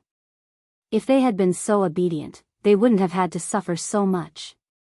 The scar-faced man glanced at third brother. Third brother placed Xiao Yi on the ground. Suddenly, a cold voice pierced through the air. There's no need to make a call. I'm here. The sound of heavy footsteps clearly beat on Xia Dong's eardrums. She suddenly raised her head and widened her eyes in disbelief. A tall and imposing figure slowly walked in from the door. His face was backlit, so she couldn't see his expression clearly. But he was emitting a domineering and ruthless aura like a king, which made her heart tremble. It was Bailey Han. He had actually found them, and had come to meet them alone. Bailey Han's sharp eyes swept across the battered and exhausted Xiao Yi and Xia Dong, whose cheeks were red and swollen. The murderous look in his eyes suddenly exploded and shot out, but it was quickly hidden behind a calm and indifferent expression. More than 10 hooligans surrounded Bailey Han with knives and other weapons in their hands. They glared at him. Bailey Han didn't take their threats seriously and walked forward fearlessly. He only stopped when the scar-faced man put his hand on Xia Dong's throat and looked at them coldly. You're Old Mo, Old K's younger brother. Old Mo sneered. That's right. Young Master Bailey, I didn't expect you to track us here so quickly. It seems like you're this bitch's backer. His fingers gently rubbed Xia Dong's fair neck. Suddenly, he exerted force and she raised her neck in pain. Old Mo smiled evilly. I didn't expect that Mika Keto's woman would have an affair with Bailey Han. Bitch, don't tell me that the little bastard next to you is also your and Bailey Han's child. Xia Dong glared at him in anger and pain. She bit her lips but didn't say a word. She and Xiao Yi were in their hands. If they were angered, who knew what they would do? Bailey Han's hand silently moved to his back. Old Mo noticed his movement and grabbed Xiao Yi to block in front of him. He said sternly, Bailey Han, throw away your weapon. Otherwise, I'll take your son's life first. Bailey Han pulled out a handgun from his back and threw it to the ground. You guys, search him and see if he has any weapons. Old Mo dragged Xiaodong and took a few steps back. With a bang, he kicked the pistol away and ordered his men to search Xiaodong's body. Bailey Han expressionlessly allowed them to search him. The hooligan took a dagger from his calf and threw it to the ground. They didn't find anything else. He looked at Old Mo indifferently. Old Mo, you're venting your anger on a woman and a child. You and your brother are indeed from the same womb. Old K had once drugged Xiaodong and sent several subordinates to gang rape her. Of course, Old Mo knew about this matter. When he heard Bailey Han's sarcastic words, he immediately flew into a rage out of humiliation. He couldn't help but curse, Bailey Han, don't King pretend to be a hero for me here. Picking up Beitang Shen's broken shoes and wearing a green hat. You're just a dirty person. Bailey Han's eyes flashed with murderous intent. He said coldly, your brother asked for it. He's lucky that I only let the men of the Black Street stab him once. Old Mo sneered. Bailey Han, I'm not going to talk nonsense with you. I'm here today to avenge my brother. Old San, take it out. Old San took a paper thing and threw it to Bailey Han. Bailey Han flipped through the thing in his hand and said coldly, you want 20% of the shares of Shenghao Group. What a big appetite. Old Mo was not easy to deal with. When he decided to take revenge, he had already investigated Xiaodong's interpersonal relationships. He knew that she had the best relationship with 3 men, Mika Keto, Bailey Han, and Bailey Yun. No matter which one of them was her backer, he had prepared a corresponding plan to deal with them. Old Mo grabbed the pen and threw it to Bailey Han. He said fiercely, don't talk nonsense. Hurry up and sign it, or I'll kill your son and your mistress. He suddenly grabbed Xiaodong's hair. Xiaodong endured the pain and tried hard to move back. She did not make a sound. Bailey Han's heart trembled. Using the act of looking at the contract as an excuse, his left hand quietly touched his belt. There was a thin steel knife deeply embedded in it. Although the blade was shorter than a thumb, it was abnormally sharp and was enough to cut a fatal wound. But he hesitated and did not make a move. There was only one knife. He was confident that he could shoot the knife into the heart of the young man called Old San. He was also confident that he could save Xiaodong from Old Mo at the same time. But he was not confident that he could take them to avoid the siege of more than 10 people and the shooting of guns. He took back his hand and continued to think with the pen. If he signed the contract, Old Mo would definitely not let them go. But if he did not sign it, Xiaodong and Xiao Yi would be in their hands. He was in a dilemma. Old Mo couldn't wait any longer. He grabbed Xiaodong's clothes and tore them apart. With the sound of fabric tearing, her dress was torn from her chest, and her snow-white skin was exposed. Her hands were tied behind her back, and there was no way to cover her exposed breasts. Her face was so hot that it was about to bleed. She bit her lips and stared at Old Mo. Look at her tender skin. It must taste good when I do it. Old Mo grinned and dragged Xiaodong to the sofa. Bailey Han's voice suddenly sounded, I've signed it. Come and get it. Old Mo paused and glanced at Xiaodong, whose face was red with blood. He laughed sinisterly. He did not expect that mysterious woman to have some skills. A few days ago, a mysterious woman contacted him and said that she knew that his brother was killed by the backer behind Xiaodong. She also said that Bailey Yi was Xiaodong's illegitimate son. She cared about Bailey Yi very much. If she used Bailey Yi to threaten her, it would definitely be twice the result with half the effort. Old Mo wasn't a fool. Of course, he could tell that the other party wanted to use him to get rid of Xiaodong and Bailey Yi. However, this was also an opportunity for his elder brother, Old K, to take revenge, as well as a chance for him to make a fortune. It was not fun to just kill people. He also wanted to get the compensation that he deserved. You guys, tie his hands up for me. Old Mo was cunning. Naturally, he would not easily believe Bailey Han. After 2 of his men tied Bailey Han's wrists with ropes, he waved his hand and asked someone to bring the contract over. The three big characters were indeed Bailey Han's signature. Old Mo was ecstatic and laughed loudly. After a few laughs, he suddenly stopped and stared at Bailey Han gloomily. Bailey Han, you killed my brother. I will not let you go easily. But you can rest assured that I will send you to hell for the sake of you transferring 20% of your shares to me. Lao San, bring the things I have prepared for young Master Bailey. Let him and his mistress have a good time and then go to hell. Xia Dong said in a hoarse voice, let the child go. He is innocent. Awesome novel, Songshu 566.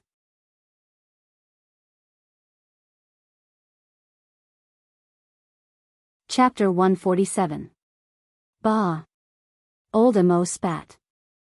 I'm not stupid enough to leave anyone alive. Although Yen Gang had some influence, it was nothing compared to Bailey's family. He was already taking a risk by coming here, so he naturally had to be careful. Brothers, go. Quickly serve eldest young master. Old Mo took out several bottles of syringes, and a large group of people rushed forward. Some injected him with syringes, while others fed him pills. Xiao Yi and Xia Dong were in Old Mo's hands, so Bailey Han could not resist. He was forced to swallow the pills and coughed incessantly. Old Mo let go of Xia Dong, and Old Mo also let go of Xiao Yi. Old Mo walked to Bailey Han's side and kicked him. Bailey's eldest young master, you think you're so great? Now you're lying in front of me like a dead dog. Bah. Brothers, let's quickly retreat and set a fire outside the factory. Let this unfortunate pair of lovebirds come from the water and into the fire. While they were simply packing up, Xia Dong moved to Xiao Yi's side. She gently tugged at the corner of Xiao Yi's clothes with her hands behind her back. Xiao Yi's eyes were sharp. He immediately saw that the ropes on Xia Dong's tied wrists were in a mess because of the needles, leaving only a few thin joints. Her wrists were red and abraded, probably caused by pulling the rope too hard. His eyes flashed, and he suddenly crouched down and bit the rope with his teeth. Xia Dong's body stiffened. She tugged at Xiao Yi's clothes to tell him not to worry, but she did not expect him to bite the rope for her. Her heart ached, but more than that, she felt warm.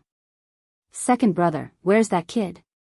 The group of people had already walked to the door when third brother suddenly turned around and shouted. Old Mo also became alert and turned around. Because Xia Dong was blocking Xiao Yi's body, he did not see Xiao Yi. He was shocked. That kid couldn't have escaped, right? Second brother, what should we do? Lao San, go in and have a look. Old Mo handed Bailey Han's gun to Lao San, be careful. Thump, thump. The heavy footsteps were getting closer and closer. Xia Dong's heart was beating like a drum. Suddenly, she felt the pressure on her wrist loosen. She quietly moved her wrist without showing any signs of movement. Xiao Yi also straightened her body and slowly moved out from behind her. Third brother, who had been staring at them the whole time, was stunned when third brother suddenly appeared in his line of sight. He raised his voice and said, Second brother, this brat looks very strange. I don't feel at ease leaving him alive. Why don't I get rid of him first? Old Mo certainly wouldn't object to the fact that he would die sooner or later. Third brother walked closer, raised the gun with one hand, and pointed the muzzle at Xiao Yi's forehead. Xia Dong suddenly reached out and pulled Xiao Yi behind her. Third brother's eyes turned cold and he quickly pulled the trigger. Xia Dong hugged Xiao Yi and rolled on the ground to avoid the bullet. At the same time, Bailey Han suddenly stood up from the ground. He forcibly broke the rope on his wrist and kicked third brother's temple heavily. Clang! The gun in third brother's hand fell to the ground. His huge body also fell to the ground. The accident happened in an instant. Old Mo and the group of hooligans were stunned. Old Mo was the first to react and quickly pulled out his gun. Bailey Han's right hand had quickly shot out a throwing knife from his waist. The throwing knife hit Old Mo's forehead. Blood spurted out and he fell down without a sound. Bailey Han strode forward and bent down to pick up the gun on the ground. He aimed at the group of hooligans and fired. In an instant, 3 or 4 of them fell down. The rest of the hooligans were like headless dragons and had long scattered in fear. The fight only lasted for 2 or 3 minutes, but Xiaodong felt that it was as long as a lifetime. She protected Xiao Yi and hid behind the sofa. When the gunshots stopped, she hugged Xiao Yi and covered his eyes and ran out from behind the sofa. "Bailey Han, how are you?" She saw that Bailey Han was sweating profusely. His face was pale and he was tottering.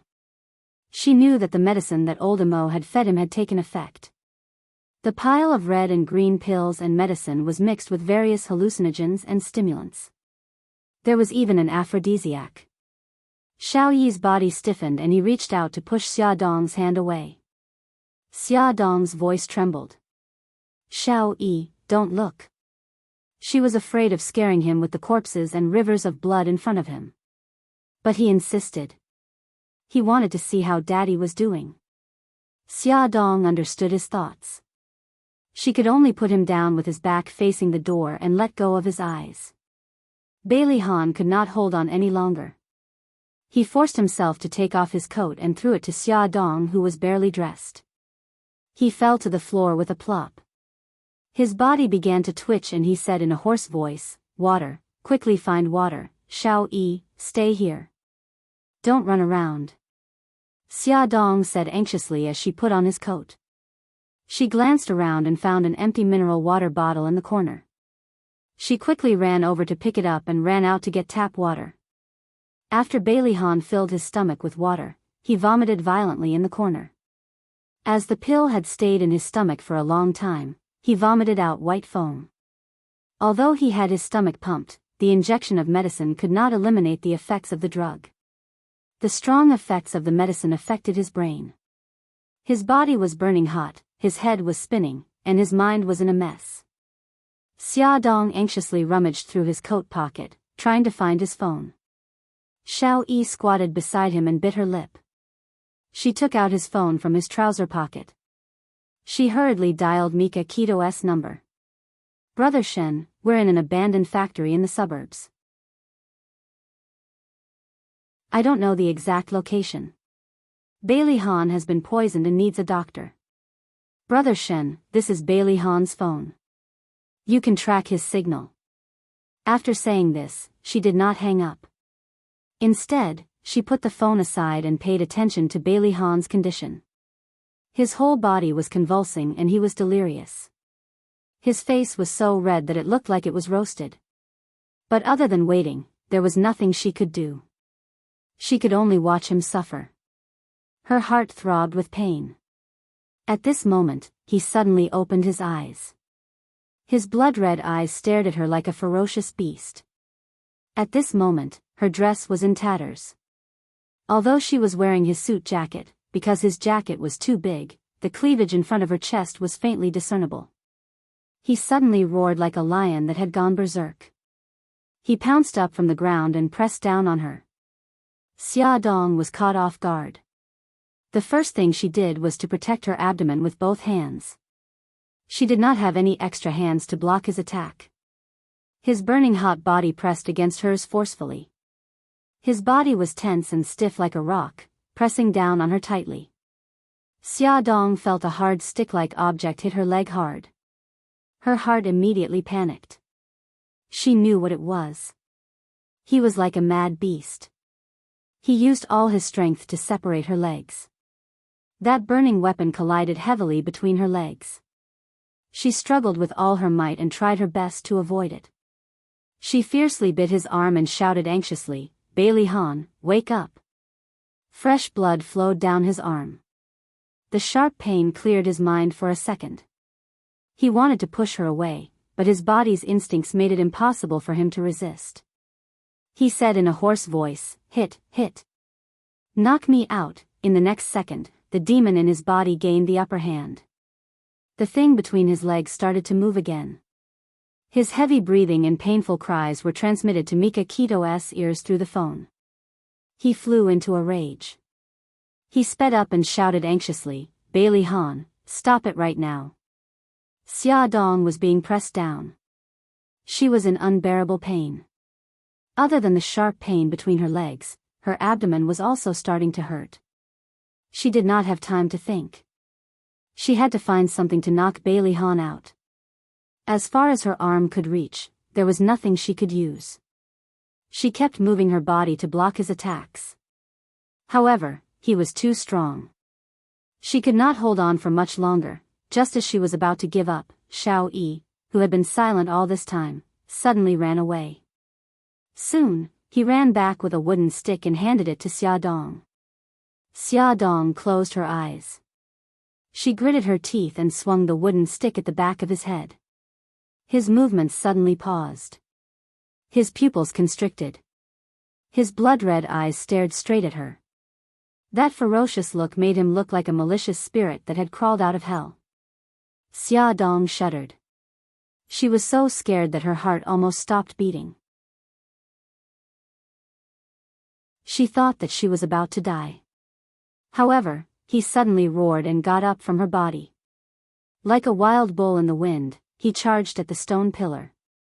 With a loud bang, his tall body fell to the ground, and he no longer moved. Xia Dong's heart suddenly tightened. She widened her eyes in shock. She had never expected that he would hit his head and bleed. She was shocked, scared, and touched. She wanted to go forward to check on his condition, but the pain between her legs was burning. The pain in her abdomen also intensified. She trembled and wanted to get up, but she didn't succeed. Xiao Yi glanced at her. She bit her lip and turned to run to Bailey Han's side. Bailey Han's face was covered in blood. He lay motionless on the ground. Xiao Yi panicked. She used her little hand to push his arm. Her tears fell and she cried, "Daddy, Daddy, wake up. It's all my fault. I shouldn't have run around. Daddy, wake up." Xiao Yi was willing to talk. Xia Dong was in pain and surprise. Coupled with fear and sadness, all kinds of complicated emotions mixed together. She couldn't help but feel a lump in her throat. She forced herself to get up from the ground and walked to Bailey Han's side. His face was covered in blood. She trembled as she checked his breathing. Fortunately, although his breathing was weak, at least he was still alive. She immediately saw the part below his abdomen that was almost poking through his pants. She awkwardly averted her gaze. There were so many stimulants and aphrodisiacs. He wouldn't explode, right? Actually, she could help him with it, but her son was beside him. She touched Xiao Yi, who was crying bitterly. She comforted him and herself. "Xiao Yi, don't worry. Your daddy will be fine. He will be fine." Attention, Songshu 566.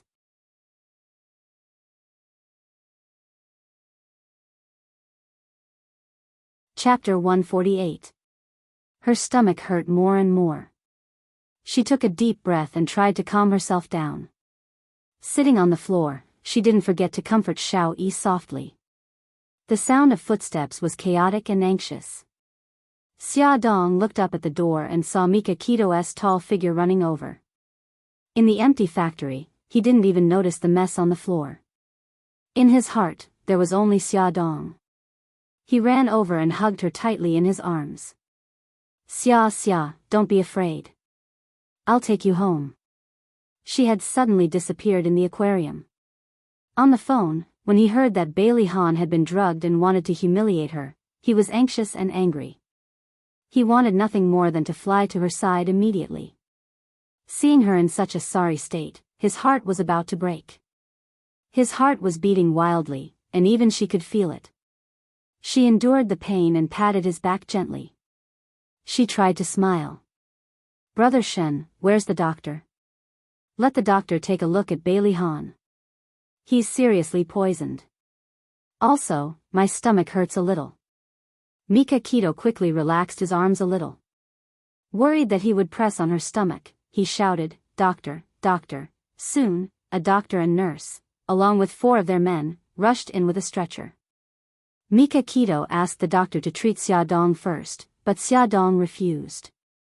She wanted to see Bailey Han's condition first. Fortunately, the doctor knew about her condition and asked the nurse to give her an injection. Bailey Han's condition was more complicated.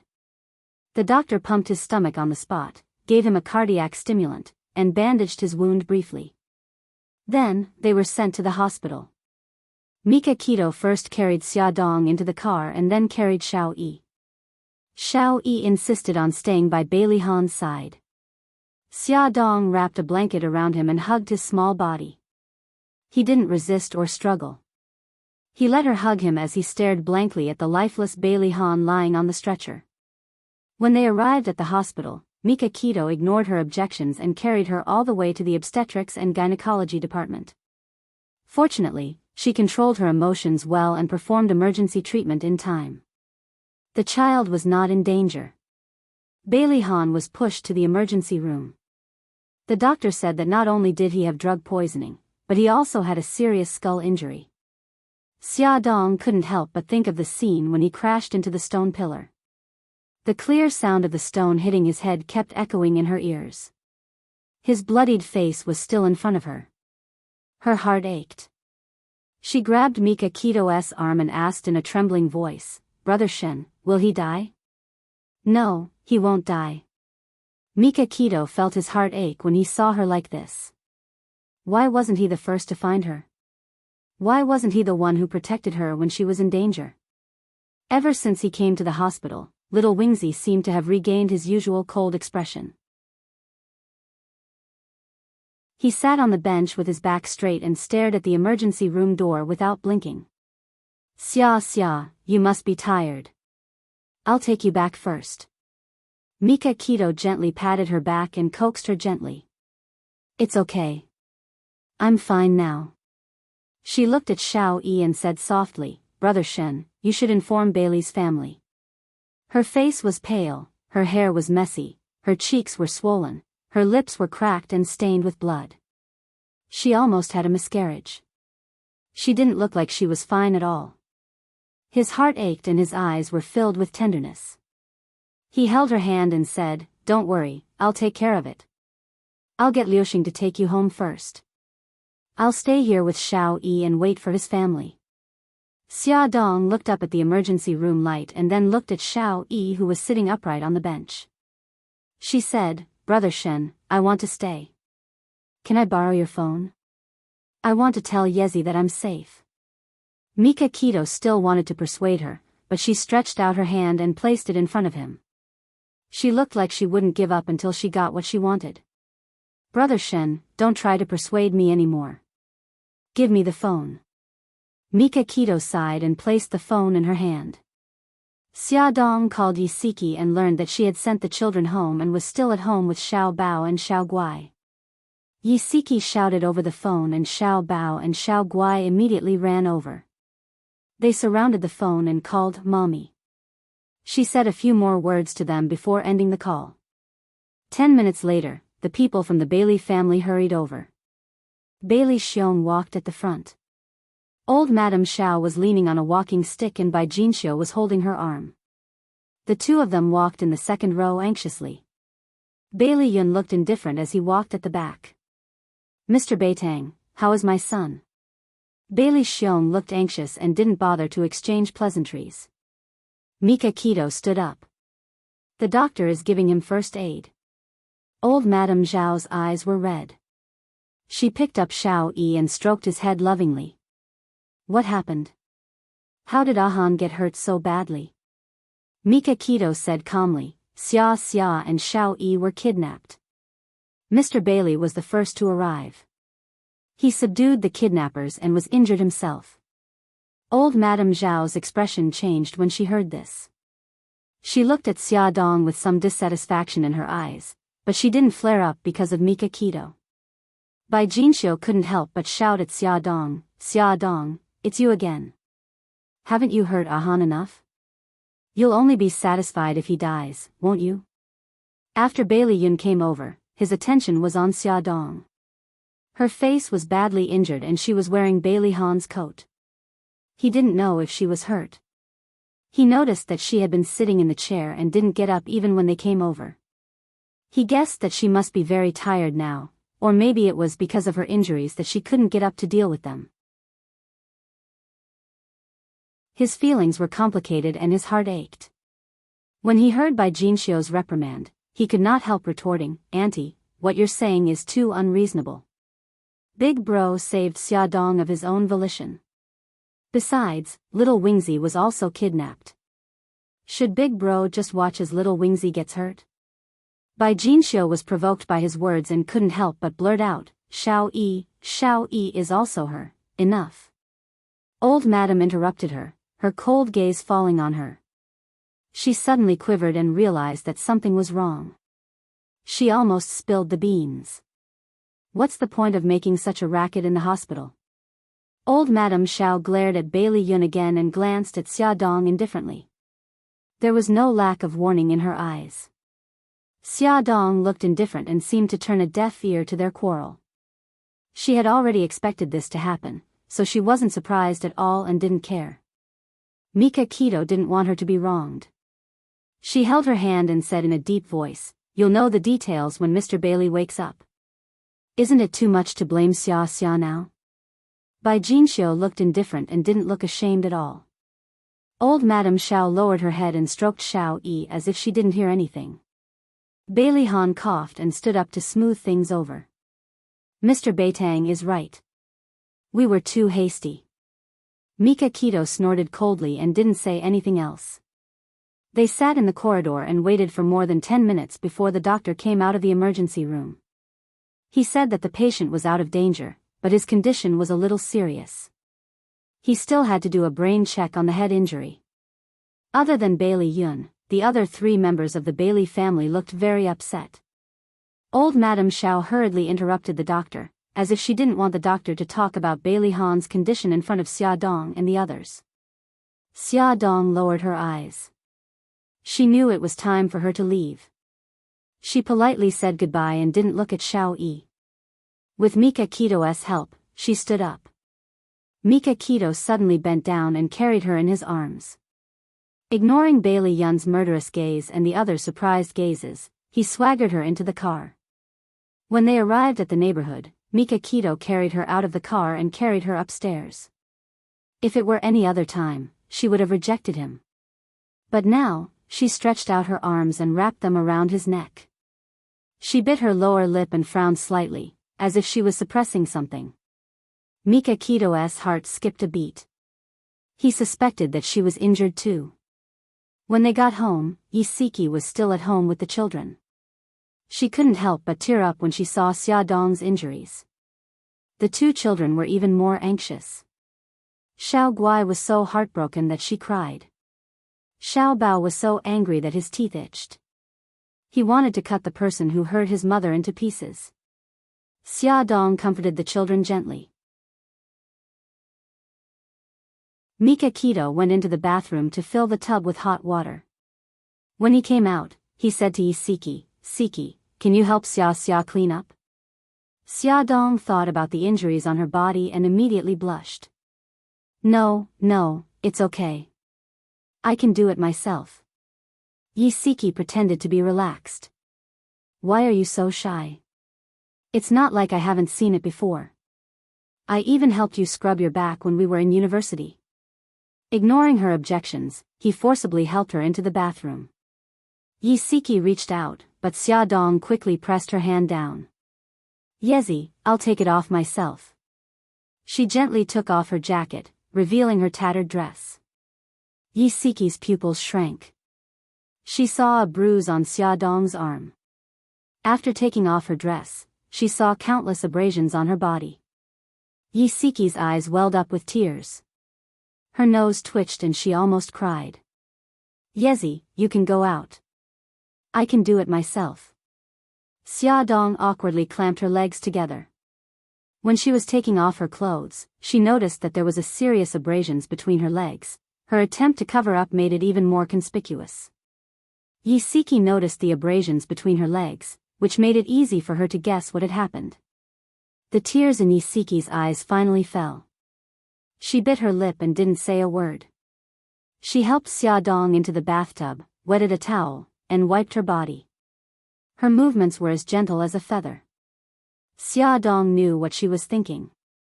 She reached out and gently held her hand. She said softly, Yezi, actually, he didn't hurt me. He took so many stimulants and aphrodisiacs. In order not to hurt me, he would rather bang his head against a pillar. Towards the end, her voice choked up. That moment brought her so much shock that even now, when she thought about it, she was still shaken to the core. Quick, look! Songshu 566.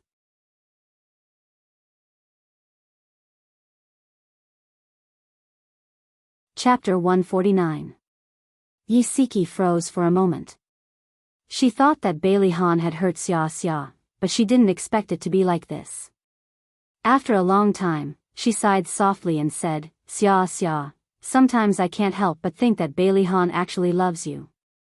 If it wasn't love, why would he do so many unbelievable things? Xia Dong was stunned. Because of her words, her heart was in a mess. It seemed that he really did treat her differently. The soft wet cloth gently brushed against her shoulder, careful not to touch her wound. The gentle touch pulled her back to reality. She rubbed her forehead and said softly, the person he loves should be Su Yunxian. They are a match made in heaven. Yi Siki sneered as if she had heard a joke. They are a match made in heaven? Of course not. Let me tell you, 2 days ago, Old Lin told me something. Bailey Han and Su Yunxian went to his place for a checkup. Su Yunxian went behind Bailey Han's back and wanted Old Lin to lie for her. Lie? What lie? Of course she wanted Old Lin to say that she was pregnant. Yi Siki curled her lips in disdain. For a woman to lie to her fiancé and say that she was pregnant, there can only be one possibility. There must be something going on between them. This woman is starting to get scared and wants to use the child to tie her fiancé down. Xia Dong fell silent. She already knew that there was something going on between Bailey Han and Su Yunxian. Perhaps she had to take some responsibility for it. Old Lin also said that when he heard that Su Yunxian wasn't pregnant, Bailey Han's expression turned ugly. Without saying a word, he dragged Su Yunxian away. From the looks of it, the two of them must have quarreled. Yi Siki's tone was full of schadenfreude. Su Yunxian even threatened Old Lin. You didn't see the look of panic on her face. Xia Dong pursed her lips. Look at how vividly you described it. It's like you've seen it before. I haven't, but Old Lin has. Yi Siki gently stroked her hair, her tone filled with pride. Xia Dong's lips curved, but she didn't argue with her. To be honest, if Bailey Han is really interested in you, you should develop a good relationship and give the children a complete family. Yi Siki said so much, but this was the main point. A complete family. Xia Dong was stunned. The first thing that came to her mind was the scene of Xiao Yi crying in front of Bailey Han at the abandoned factory. Her heart suddenly ached, but the scene changed to 5 years ago. She was lying in the delivery room in the hospital. The old lady broke in with her bodyguards and mercilessly snatched the newborn child from the doctor's hands. At the time, the old lady said, according to our agreement, I'm taking the child away. If you try anything funny again, you can expect to collect your aunt and uncle's corpses. Japan was under Brother Shin's influence. Originally, it was impossible for the old lady to leave with the child. However, she used the lives of her aunt and uncle to threaten Xia Dong. In the end, she carried the child and swaggered away. Xia Dong leaned against the bathtub tiredly and said calmly, Yi Zi, first of all, I don't want to get married. I can't even get past the old lady. I know my position very well. I don't want to talk about relationships right now. I just want to take good care of the children. I'm just worried about you. You're a pregnant woman with 2 children. Xiao Guai is even sick. Just thinking about it gives me a headache. Yi Siki frowned and poked her forehead. Why don't you want to get married? Why are you so distrustful of relationships? Look at me and Old Lin. We've been married for 7 years and we're still doing well. Xia Dong laughed. Oh, you've been married for 7 years. I wish you success in getting through the 7-year itch. I have full confidence in old Lin.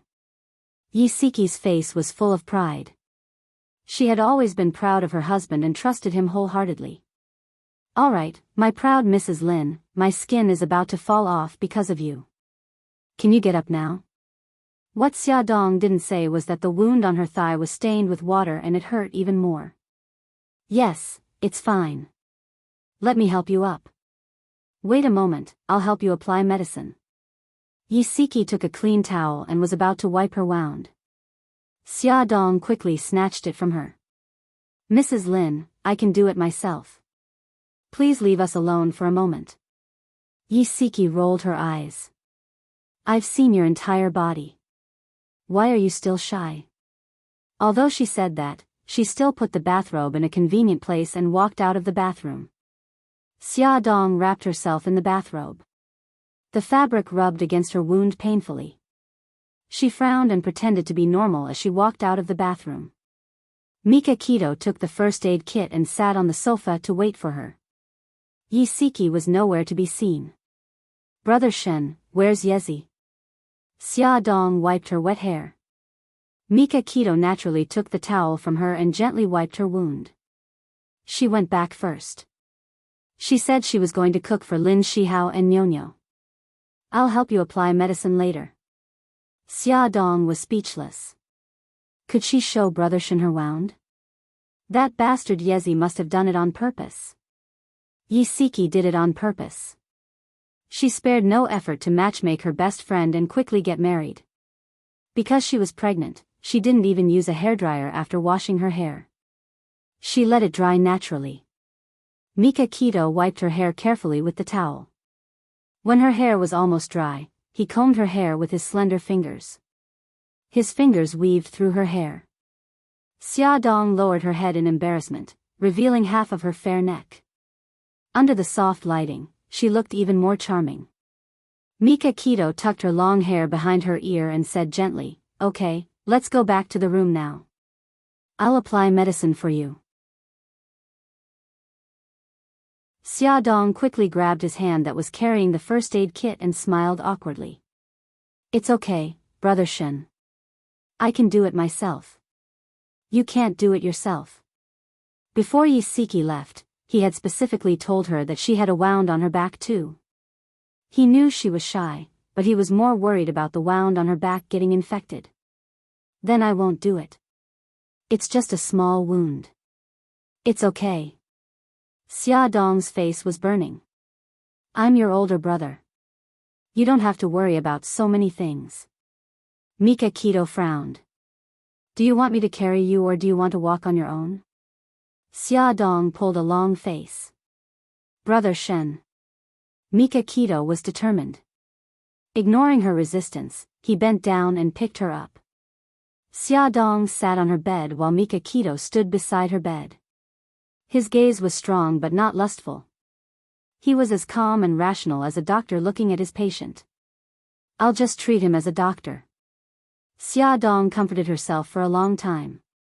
In the end, she gritted her teeth and turned her back to him. She slowly pulled open her bathrobe and covered her chest with the blanket. Her snow-white back was covered with bruises and abrasions. Her skin was broken and red, and sticky liquid was flowing out. If it wasn't treated soon, it would get infected. Mika Keto's face was very pale. He took the iodine and tried to disinfect her wound as gently as possible. Although his movements were very gentle, every time the cotton swab touched the wound, it stung. Her body would tremble slightly, and so would his heart. After cleaning the wound on her back, Mika Keto was sweating profusely. His voice was a little low. Are you hurt anywhere else? A little, but I can apply the ointment myself.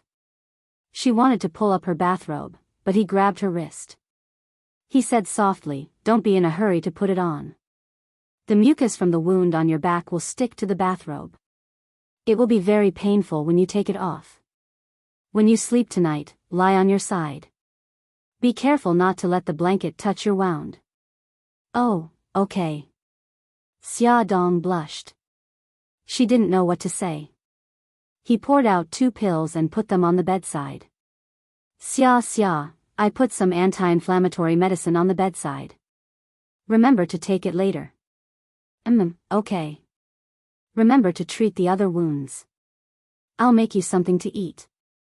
Mikakito touched her head. His voice was full of tenderness. What do you want to eat tonight? Seafood porridge.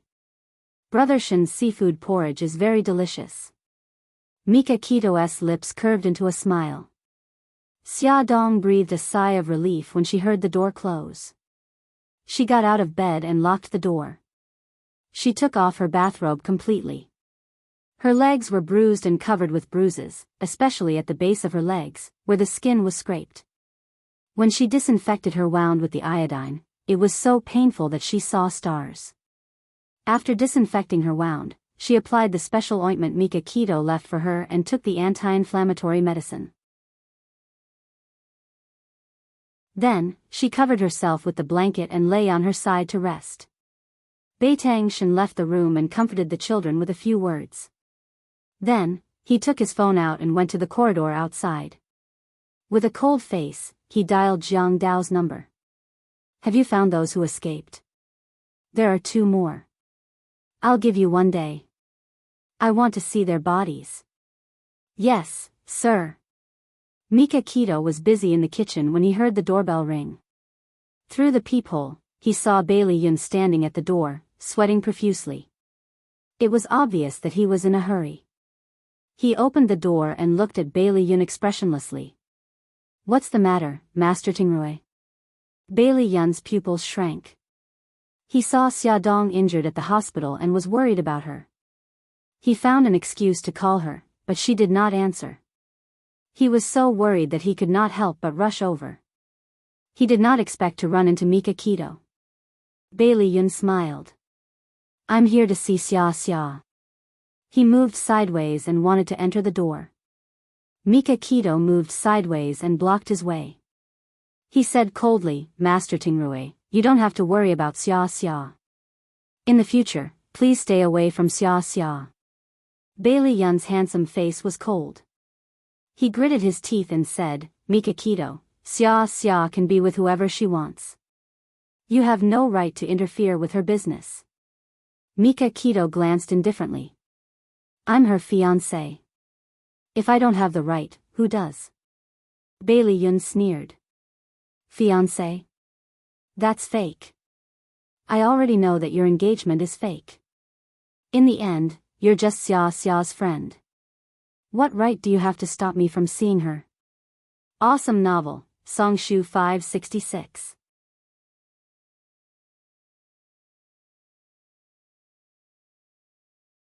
Chapter 150. Mikakito's gaze was sinister and sharp. Because I have the ability to do so.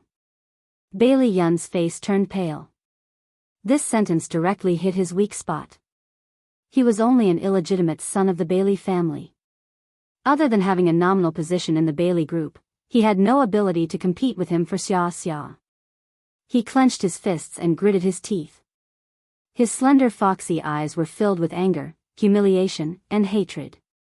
In the end, all the complicated emotions turned into powerlessness. His voice was low and hoarse. Is she badly injured? Mikakito replied expressionlessly. Not really. I've already applied medicine on her. Of course, I helped her apply it myself. Bailey Yun was furious. He raised his fist and wanted to punch him in the face, but he was caught by the arm. He lowered his voice and said, Bailey Yun, the children are here. I don't want to mess around with you. Mikakito suddenly flung his arm away and slammed the door shut. Bailey Yun angrily punched the wall. He didn't care that the back of his hand was bleeding. He drove the Lamborghini like the wind. He was full of complicated emotions but had nowhere to vent. In the end, he rushed into Charming Club with a murderous aura. He drank one glass after another to drown his sorrows. Many beauties came forward to hit on him. He shot daggers at them and coldly spat out, "Get lost." The women ran away in tears.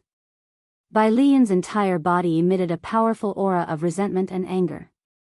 No one dared to approach within 3 meters of him. However, there was one person who wasn't afraid of death. He patted his shoulder and lazily said, "I say, second young master, what happened today? There are broken hearts all over the floor of my bar." Bailey Yun flung Xiao Tianqing's hand away. His foxy eyes were slightly drunk. "Xiao Tianqing, am I a failure as a person?" Xiao Tianqing's sloppy smile froze. "Oh, you've suffered a blow? Why are you suddenly talking about such a heavy topic? Don't play around with me. I want to hear the truth." Bailey Yun picked up another glass of wine and gulped it down. Xiao Tianqing sat down beside him. "You're the object of thousands of women. If this is considered a failure, how can others live?" Bailey Yun smiled bitterly. "So what if others are chasing after you? She's the only one who doesn't care." Xiao Tianqing knew he was talking about Xia Dong. He rubbed his eyebrows. "She is already a member of Mika Keto. I advise you to give up." Bailey Yun drank another glass, and his mind was already in a mess. He laughed out loud. "She's not, they're just pretending to be engaged. However, I still don't have the chance." His voice gradually became softer, and there was an indescribable sadness in his hazy, drunken eyes. "Who asked me to be so useless? I was destined to be a failure from the moment I was born." His birth was not blessed by his family, and his existence would only bring shame to his family. A Yun. Xiao Tianqing put his hand on his shoulder. His expression was serious and serious. "If you really love her, try again." Bailey Yun choked back his sobs. "What if I fail?" "If you fail." Xiao Tianqing had a headache.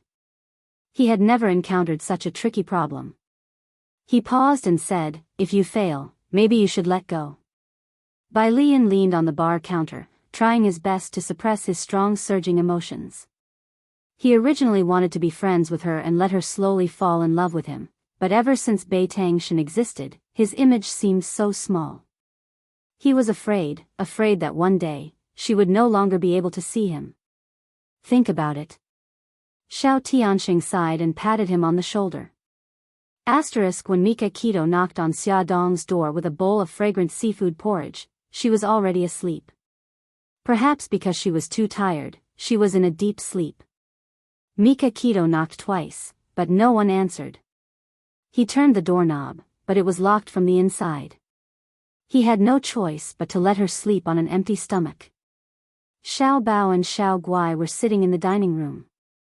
On the surface, they were eating at Gigai's, but in fact, they were listening to what was going on over there. When he saw Mika Keto coming back with a bowl, Xiao Bao gritted his teeth and said, "Uncle Shen, you have to make the person who hurt Mom pay the price." Mika Keto patted his head. "I will. Hurry up and eat before it gets cold." Hospital, VIP ward. Bailey Han was lying among a pile of instruments and tubes. His head was wrapped in gauze, and his face was pale. His handsome eyebrows were tightly knitted, and his thin lips were tightly pursed, making him look very fragile.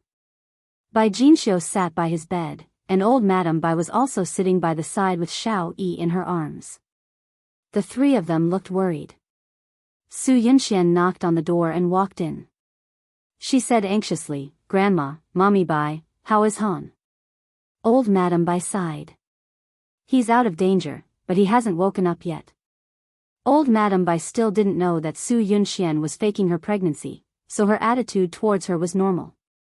"How did Han get injured?" Su Yunxian looked distressed. Before old Madame Bai could say anything, Bai Jinxiu snorted coldly. "It's all because of that woman, Xia Dong.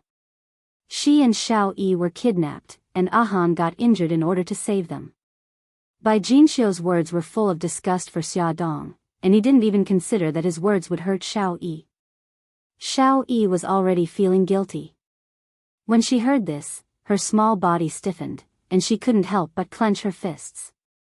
Old Madame Bai keenly sensed the change in his emotions, and she hugged him tighter. She said in a deep voice, "Jinxiu, you can't blame Xia Dong and Xiao Yi for this. If you want to blame someone, blame those vicious kidnappers. How dare they target our Bailey family? Su Yunxian was shocked and angry. She didn't expect that group of idiots would lead Bailey Han to them.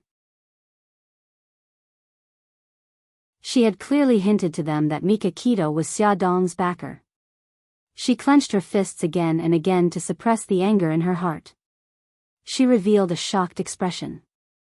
Xiao Yi was kidnapped too. Is Xiao Yi alright? She bent down, wanting to touch Xiao Yi's head. The moment her palm landed on the top of his head, Xiao Yi screamed and hit and kicked her. Old Madame Bai repeatedly comforted her. Don't be agitated, baby Yi. It's okay. Great-grandma is here. Su Yunxian took a few steps back, and her expression was a little ugly. Bai Jinxiu comforted her. Yunxian, don't mind him. Xiao Yi is just frightened. It's okay, Mommy Bai. It's my fault. I know that Xiao Yi will be more agitated when he sees me, but I still can't help but want to care about him. Su Yunxian forced a smile. Bai Jinxiu sighed, and her elegant brows furrowed slightly. Bailey Han, who was lying on the hospital bed, suddenly moved his lips. Old Madame Bai leaned over excitedly, thinking that he was about to wake up. However, she heard him close his eyes and murmur softly, Xia Dong. Xiao Yi. Xia Dong. Su Yunxian's face instantly turned pale. He was unconscious, but he was still thinking about that woman. Old Madame Bai and Bai Jinxiu's expressions also turned ugly. Xia Dong. Xiao Yi. He frowned in pain and repeatedly called out their names. It was as if he was being haunted by a nightmare. His fingers were still agitated, but he suddenly clenched them. Xiao Yi struggled to crawl out of old Madame Bai's arms. He moved his body and crawled to Bailey Han's pillow. He reached out his small hand and stroked his cold cheek. He said softly, Daddy, I'm Xiao Yi. Daddy, please wake up quickly. Old Madame Bai and the others widened their eyes in disbelief. Xiao Yi spoke. Su Yunxian was the most shocked. She began to panic. If Xiao Yi revealed that she had pushed him down the stairs, not only would Han hate her, but the entire Bailey family would never accept her again. Xiao Yi's whispers were really effective. Bailey Han's murmurs gradually disappeared. His fingers were no longer nervously curled but calmly stretched out. However, his brows were still slightly furrowed, as if he was still worried about something. Daddy, I'm sorry. Xiao Yi lay next to him, his small body close to him. His small head rubbed against his arm. His eyes were glistening with tears, but he held them back and did not let them fall. Old Madame Bai wiped the corners of her eyes, leaned closer, and gently hugged the father and son. Su Yunxian had been feeling uneasy. Fortunately, after Xiao Yi said those two words, he did not open his mouth again. Her heart slowly calmed down. At night, Bailey Han still did not wake up. Old Madame Bai wanted to stay and wait for him to wake up. Bailey Xiong, Bai Jinxiu, and the others persuaded her in every way possible. Su Yunxian insisted on staying to accompany him, but as the rich miss, there were many things that she did not know how to do, so she hired a senior nurse. After sleeping in the hospital for a night, Su Yunxian's body was sore all over. After giving the nurse a few instructions, she drove home to take a shower and change her clothes. When she returned to the hospital, old Madame Bai and Xiao Yi had already arrived. Old Madame Bai said pleasantly, Yunxian, thank you for your hard work last night. The nurse was very sensible. She told old Madame Bai about how Su Yunxian took care of Bailey Han last night. Su Yunxian smiled faintly. Grandma, this is what I should do. I just went home to change my clothes and asked the kitchen to make soup for Han. When he wakes up, it will be sent over. Old Madame Bai nodded in satisfaction. Xiao Yi, good morning. Su Yunxian walked 2 steps away and greeted Xiao Yi with a smile. Xiao Yi stared straight at Bailey Han as if she did not exist. Old Madame Bai said helplessly, Xiao Yi only said a few words to Ah Han last night. After returning home, he refused to speak again. This explained why he was ignoring her. Su Yunxian knew that Xiao Yi did not tell anyone about her. She was ecstatic. Her eyes moved and she was about to say something when she suddenly heard old Madame Bai's surprised voice. "Ah Han, you're awake." Xiao Yi happily pounced on him and hugged his arm, carefully avoiding his wound. Bailey Han's face was very pale. His lips were pale and his eyes were a little dim. His fingers moved slightly and slowly lifted up to land on Xiao Yi's face. He called out in a hoarse voice, "Xiao Yi, Daddy." Xiao Yi could no longer hold back the tears that she had been holding back for a long time. They fell down and she threw herself into his arms and cried. Welfare, Hongcha 866.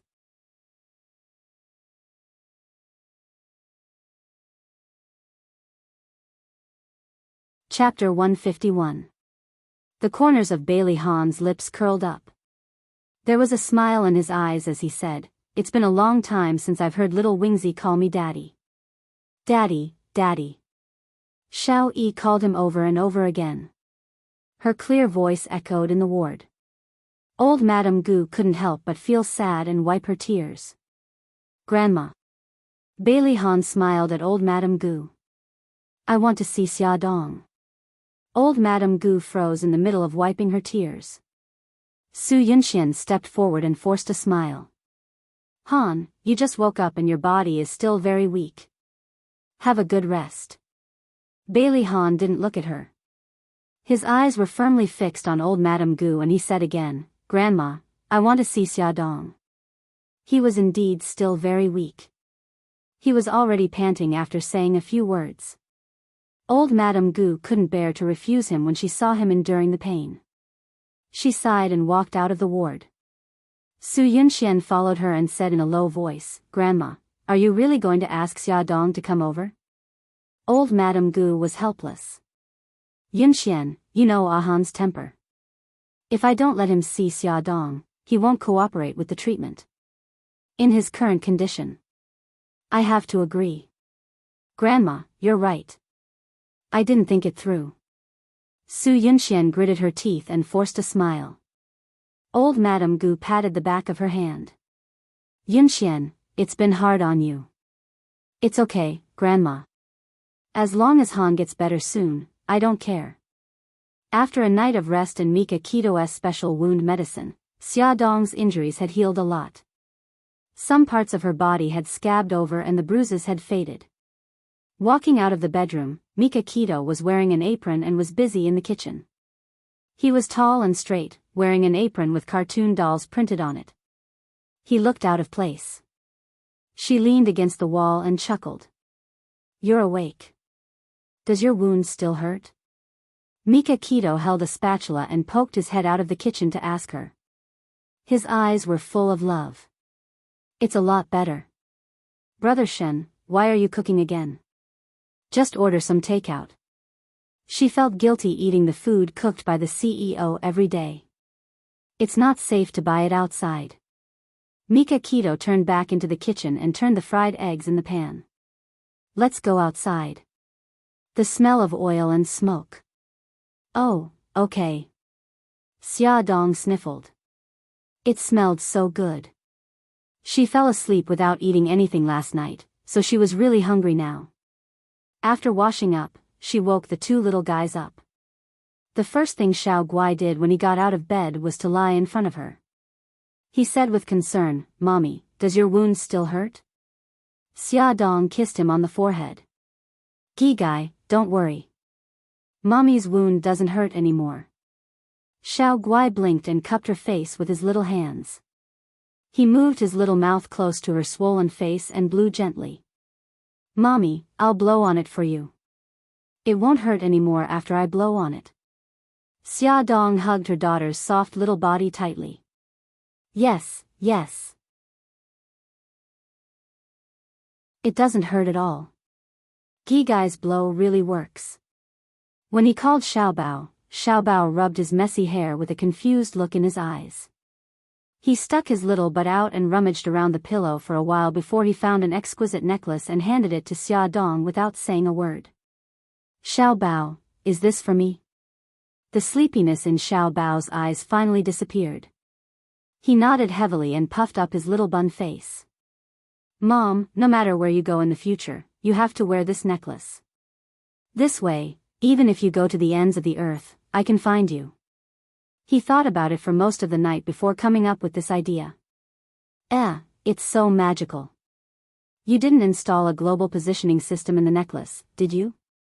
Xia Dong smiled and joked. She took the necklace from her son and observed it carefully. It should be platinum. It was low-key and luxurious. The pendant was a green and white cat's eye stone. It looked beautiful and elegant. Almost. This cat's eye stone is hollow. I put a very small tracker in it. Mom, lower your head. I will put it on for you. If there was another person who was not afraid of death and kidnapped his mother, he would be able to find her location in the first place. Xia Dong lowered her head and asked curiously, where did you get this necklace? Xiao Bao chuckled. I got it from Uncle Shen. Anyway, this was prepared by Uncle Shen and he planned to give it to you, so I modified it a little. His chubby little fingers moved nimbly behind her neck and fastened the necklace. He suddenly leaned over to her injured cheek and kissed it quickly. He turned his face away and looked uncomfortable. Does it still hurt? Xia Dong rubbed his hair and smiled. It was still very painful, but it didn't hurt anymore after you kissed it. So, my precious son, why don't you kiss it again? No way. Xiao Bao awkwardly escaped from her arms. His little ears were dyed a light pink. The mother and son came out of the bedroom. Mika Keto was carrying breakfast from the kitchen. He saw the necklace on Xia Dong's neck and smiled. Breakfast is ready. Xiao Bao and Xiao Guai, hurry up and wash up. Okay, the two tender voices answered together. They smiled. It felt good to have Mommy and Uncle Shen. After breakfast, Mika Keto went to the office while Xia Dong stayed at home. She was about to call Bailey Yun to ask about Bailey Han's situation when she suddenly received a call from old madam. She was very happy to hear that Bailey Han had woken up. When she heard that Bailey Han wanted to see her, she was stunned. She hesitated for a moment and said, Old madam, is it inconvenient? Old madam's tone wasn't very good. If Han wasn't in a bad condition right now, I wouldn't let you see him. Since I've decided to let you see him, come over. Xia Dong frowned. Anger rose in her heart. She tried hard to suppress it and said calmly, I understand. I'll be at the hospital in about an hour. Xia Dong changed into a long-sleeved knee-length skirt to cover the scars on her arms and legs. The scars on her body were easy to cover, but the scars on her face were too obvious. She used a curling iron to curl her hair and used all her strength to push her hair forward, covering her slightly red and swollen cheeks. She sent the two children to Yisiki's place to take care of them and then rushed to the hospital. Su Yunxian was also there. She looked at Xia Dong with an extremely cold gaze. Old madam's face darkened. Since you're here, go in. You should know what to say and what not to say. Xia Dong didn't want to say anything more. She nodded and pushed open the door of the ward. The sunlight shone in through the window and cast a shadow in the middle of the room. Xia Dong stood quietly in front of Bailey Han's bed.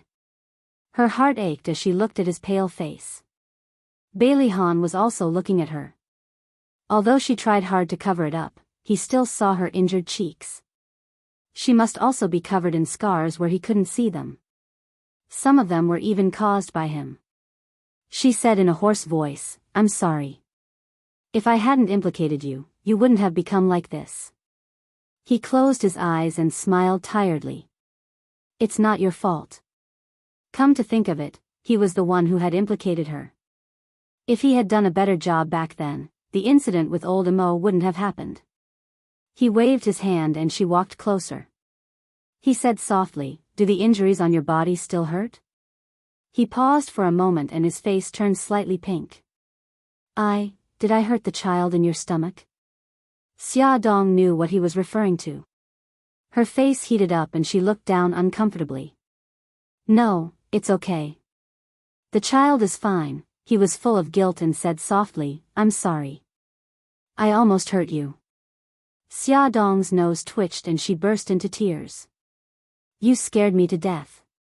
Do you know that you almost killed yourself? He smiled. I didn't want to hurt you. If he hadn't sobered up at the last moment, he really didn't dare to imagine what kind of terrible consequences it would have caused. Xia Dong's heart skipped a beat. She bit her lip and tried to control her emotions. Thank you, there was a gentle smile in his eyes. She tried to say something happy. Xiao Yi spoke. When you were unconscious, he hugged you and cried very sadly. He chuckled. I know. If it wasn't for his cries, I might still be unconscious. His face was pale. It was obvious that he was forcing himself to talk to her. She smiled and said, Mr. Bailey, have a good rest. I'll come and see you another day. Bailey Han suddenly grabbed her wrist. Call me Bailey Han. Compared to a polite address, he was more willing to hear her call him by his full name when she was flustered and exasperated. It gave him a familiar sense of closeness. She wanted to struggle, but she was afraid that it would affect his wound, so she could only let him hold her. His dark eyes stared at her, containing many things that she couldn't understand. She compromised. Bailey Han, let go of me. If old Madam and Su Yunxian saw this, she wouldn't be able to explain herself. He slowly let go of her. I'll leave first. Have a good rest. She walked to the door. Before she opened it, his tired voice suddenly came from behind. Xia Dong, did we know each other before? Her outstretched hand froze. With her back facing him, she asked, Why do you ask? He was already very tired after talking so much. He took a deep breath and said, When I was unconscious, I had many dreams. In my dreams, there was you and me. We seemed to be very familiar with each other. The dreams were also very real, as if it had happened before. She dug her fingers into her palms. What did you dream of? I don't remember. He actually only remembered one scene. He was carrying her in his arms as they walked through the forest. It was raining heavily, and she was leaning on his chest like a weak kitten. He could even clearly remember how he felt at that time. The joy of finding something he had lost, the worry, and the love that was so thick that it couldn't be dissolved. She closed her eyes and said lightly, No, we didn't know each other before. That was the first time we met at the Immerse press conference. He said slowly, I still remember that you approached me several times and said that you needed my help. You even said that you didn't come back to disturb me on purpose. The way you spoke was like an old acquaintance. Come and see, Hongcha 866.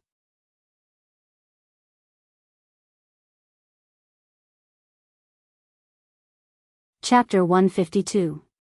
She interrupted him. That was just a way for me to get close to you. I pretended to be an old acquaintance. Didn't you see through it? After a moment of silence, he said, What do you need my help with? He seemed to have always treated her as a liar and had never asked her these questions. Nothing. I just wanted to get an advertisement for Glamour magazine. Didn't I successfully sign an advertisement contract with your company? He shook his head. He didn't believe it. What had happened in the past few months replayed in his mind like a movie. He didn't believe that she got close to him for such a simple purpose. He was even more suspicious of her saying that they didn't know each other in the past. However, he didn't have the energy to confront her now. I'll leave first. Xia Dong didn't want to say anything more. She opened the door and walked out. Old Madame Dowager and Su Yunxian were sitting in the corridor.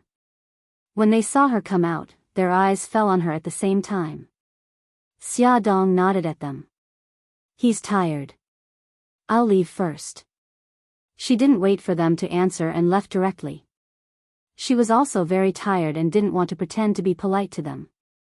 Old Madame Dowager and Su Yunxian had different expressions. After a moment of silence, Old Madame Dowager said, Yunxian, you've been tired all night. Go back and rest first. No, Grandma. I'm fine. I want to stay and take care of Han. Even if you can bear it, the child in your belly can't. Listen to me and go back to rest. Old Madame Dowager's unintentional words made Su Yunxian's body stiffen and her face turn pale. What's wrong? Did something happen? Old Madame Dowager looked concerned. Su Yunxian covered her mouth and sobbed softly. Grandma, I'm sorry. The child was accidentally lost. Han finally decided to keep the child, but I didn't protect him. I didn't dare to tell you because I was afraid that you'd be angry with me. Han has already ignored me because of this. If you continue to ignore me, then she choked with sobs. The old madam did not expect this to happen. She patted her shoulder with heartache. Don't be sad. You're still young. You can have another child in the future. Although the old madam was heartbroken, she was secretly relieved. Xiao Yi's condition was gradually improving, and she was very sensitive to Yunxian. If she knew that Yunxian had a child, she might be agitated. Now that the child was gone, it could be considered a good thing. Su Yunxian wiped the tears from the corners of her eyes with a handkerchief. Grandma, can I ask you for a favor? If there's anything, just say it. I want to ask you not to tell Mommy Bai and the others about my pregnancy and the loss of my child. Also, don't mention this in front of Han. I don't want him to hate me every time he thinks about this. Su Yunxian's pregnancy, old madam did not tell the rest of the family, mainly because she had not decided whether to keep the child or not. If the whole family knew about it, it would be difficult for her in the future. Okay, I won't say anything. Han is a stubborn person. It wasn't easy for him to decide to keep the child, but now the child is gone. It's understandable that he's angry. You should understand him, Grandma, I know. I'll wait for him to forgive me. Yunxian, you'd better go back and rest first. You just had a miscarriage. You need to take care of your body. But, Han, it's not urgent. Go back quickly. Su Yunxian hesitated for a long time. Okay, Grandma. I'll go back first. I'll ask the servants to bring the soup in the kitchen. Okay, go ahead. In the brain surgeon's office. Bailey Xiong said, Doctor, what's the result of my son's head examination? The doctor did a head MRI and head CT scan for Bailey Han. He took the examination report and said, Mr. Bailey, young master's brain injury this time is not serious except for a slight concussion. However, we found a low-density shadow in his left parietal lobe with a vague boundary. There is a substantial shadow in the rest of his brain. It should be an old injury.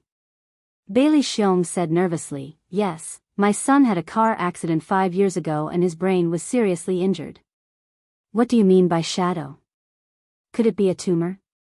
It's not a tumor. It may be a remnant of the previous injury. Bailey Xiong was shocked and thought of something. It was very likely that the shadow was that thing. Mr. Bailey, young master still needs a detailed examination. After the location of the foreign body is clear, we will use the treatment method of surgery to treat it. Doctor, will the foreign body in my son's brain affect him? For the time being, it doesn't affect young master, but it's hard to say because the foreign body is likely to oppress his nerves and have other effects. Bailey Xiong was silent for a while and said, I need to discuss it with my family before making a decision. The detailed examination results came out. The shadow in Bailey Han's brain was a remnant of the car accident 5 years ago. After the family's discussion, they decided not to perform surgery and let him stay as he was. However, in the eyes of the doctor, it was like a time bomb that could explode at any time and kill him. Since the family did not agree to the surgery, there was nothing they could do. During Bailey Han's hospitalization, Su Yunxian went to the hospital 3 times a day. Unfortunately, he did not take her seriously at all and did not even want to look at her. He was in good health and was discharged from the hospital after 2 days. Except for the pain in his head, his other bodily functions had returned to normal. Xia Dong's injuries were basically healed. She was holding Xiao Guai and teaching her arithmetic when her cell phone rang. It was Bailey Han. "Hello, Mr. Bailey. How are you feeling?" Bailey Han's deep voice came from the other side. "Call me Bailey Han." "Oh." She was a little embarrassed. "Bailey Han, are you feeling better?" "Much better. I'll be discharged today." She smiled. "Then I'm relieved." He seemed to be in a good mood and chuckled. "Are you worried about me?" She couldn't help but grip her cell phone tightly and coughed. "You were injured because of me." "Of course I'm worried about you." He paused for a moment and said in a serious tone, "Then how do you plan to repay me for saving your life?" She was silent for a moment. "Are you really Bailey Han? Was he really not Bailey Yun in disguise? What kind of person am I in your heart? Cold on the outside but warm on the inside." He smiled faintly. He was not warm to everyone. Xia Dong hesitated for a moment and asked, "Well, how is Xiao Yi?" That day, he also suffered a lot.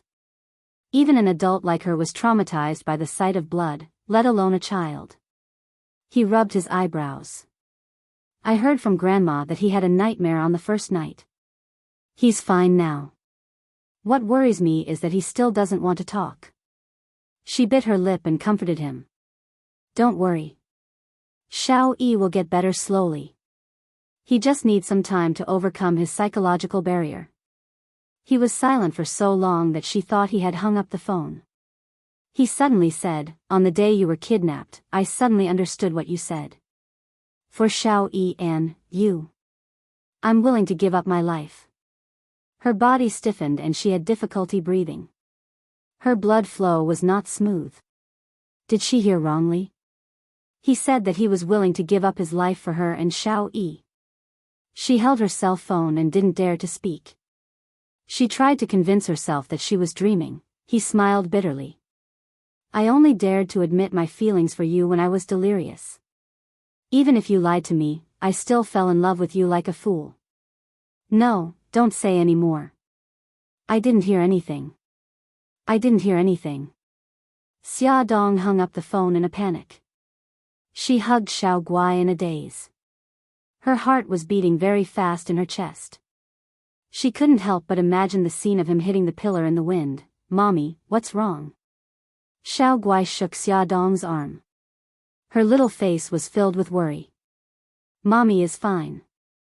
Gigai, let's continue." Xia Dong tried hard to shake off those wild thoughts. She picked up a book and continued to teach her daughter arithmetic. Bailey Han held his cell phone in silence. He closed his eyes and rubbed his forehead. He must be crazy. He knew it was impossible between them, but he still wanted to tell her his feelings for her. She was Mika Kito's woman. She was Mika Kito's woman. He reminded himself twice. He wanted to throw her to the back of his mind, but her figure became clearer. There was a soft knock on the door. He said, "Come in." Lin Yi walked in. "Mr. Bailey, are you okay?" Bailey Han extended his hand and gestured for him to sit. "I'm fine now. Dr. Lin, I invited you here to ask you something. Xiao Yi clearly spoke when I was injured, but now he's not saying anything. What's going on?" Lin Yi furrowed his eyebrows. "Can you be more specific? What happened?" Bailey Han crossed his arms and told him everything that happened that day in detail. Of course, he didn't mention Xia Dong's name and that old Emo came for revenge. After that, he told her about how little Wingzi had cried while he was unconscious. Lin Yi thought about it seriously for a few seconds before saying, "I think little Wingzi's autism is almost fully recovered. The reason why he doesn't want to talk now is probably because he feels guilty and doesn't know how to communicate with you. You also said that little Wingzi felt very guilty. He felt that he was the cause of this kidnapping and your injury. Then what should we do? Communicate with him patiently. You have to send a message that you love him very much. The kidnapping has nothing to do with him. It's not his fault that you're injured. Use positive emotions to influence him and let him walk out of his guilt. Also, divert his attention. Don't let him think about it all the time. I understand. Thank you, Dr. Lin. You're welcome. Let me know if you need me. Attention, Songshu 566.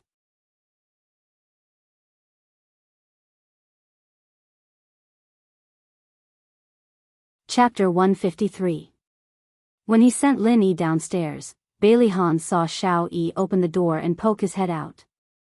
His eyes flashed as soon as he saw them. He quickly returned to his room and closed the door with a bang. How could he get rid of his psychological barrier? Bailey Han rubbed his eyebrows and thought.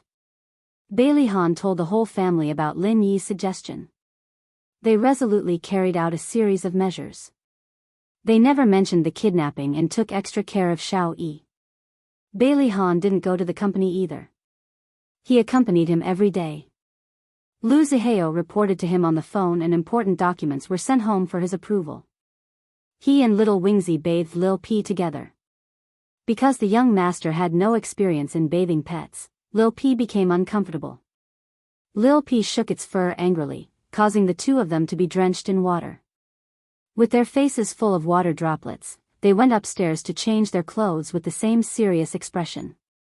The servants who were hiding and peeking all covered their mouths and laughed wildly. They sat cross-legged on the floor and played video games or go together. Bailey Han also taught Xiao Yi how to swim, how to shoot darts, and took him to ride the roller coaster. In short, he would bring little Wingzi along to experience any games that children played. At night, when he was lying in bed, he would take out books such as How to Play with Children and How to Be a Good Father from under his pillow and study them. The results of playing with his son were obvious. His son no longer avoided his gaze and would smile brightly at him. He was no longer like a little old man with a straight face all day. Unfortunately, his son still refused to speak. He had the patience to cure his son, but Lu Zihao couldn't take it anymore. Lu Zihao was about to cry. It had been a week, a whole week. As the CEO of Xinghao Group, he didn't go to the company but stayed at home with his son. There were a lot of rumors in the company and a lot of problems had piled up in various departments. CEO, please, hurry back to the company. Lu Zihao almost hugged Bailey Han's leg and cried. I know, I'll go to work tomorrow. Bailey Han knew that it wasn't easy for Lu Zihao to withstand the pressure from the board of directors for so long. Bailey Han thought for a while and called Xia Dong. Xia Dong, I have to go back to work tomorrow. Can you bring Xiao Bao over to visit Xiao Yi? Is it inconvenient? Madam doesn't seem to want us to contact with Xiao Yi. Besides, he's almost recovered. Xia Dong's head hurt. She had a headache. She wanted to see Xiao Yi, but Madam hated her because of Bailey Han's injury. Would she still allow her to bring Xiao Bao to visit Xiao Yi? Moreover, she didn't dare to see Xiao Yi. Han didn't want to see him again. I'll take care of Grandma. It's precisely because little Wingzi has already made great progress that I don't want to fail at the last step. With little treasure here, I'm very relieved. His voice was calm and rational, without a trace of selfishness, causing her to gradually lower her guard. Okay then, if you can convince Madam. Wait for my news. This time, it wasn't difficult to convince Madam. She only had one condition. Han, you've neglected Yunxian for so long. No matter how angry you are, it's time to let it go. If you want me to agree, that's fine. From today onwards, you and Yunxian will resume contact. You're not allowed to refuse her calls, and you're not allowed to shut her out. Okay, no problem. It was just resuming contact. This was simple. Madam wasn't easy to deal with. Call her right now and invite her over for dinner tonight. Okay. Bailey Han's expression was indifferent. After dialing the number, he calmly said the invitation. Su Yunxian was naturally ecstatic. She thought that Bailey Han was the first to extend an olive branch, which meant that he had forgiven her. Of course, she happily accepted the invitation. Grandma, I've already made the call. When Xia Dong comes over tomorrow, don't give her a hard time. Am I that kind of person? Madam was angry and unconvinced.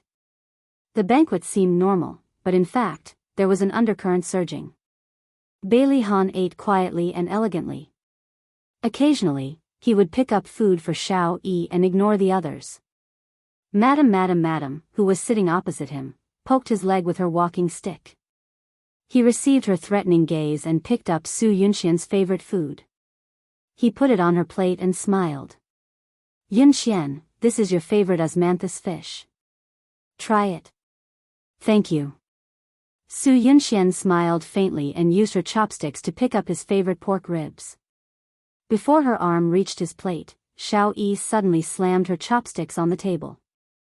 She was shocked and her chopsticks shook. The pork ribs flew into Bailey Han's arms. Everyone's gaze shifted to them.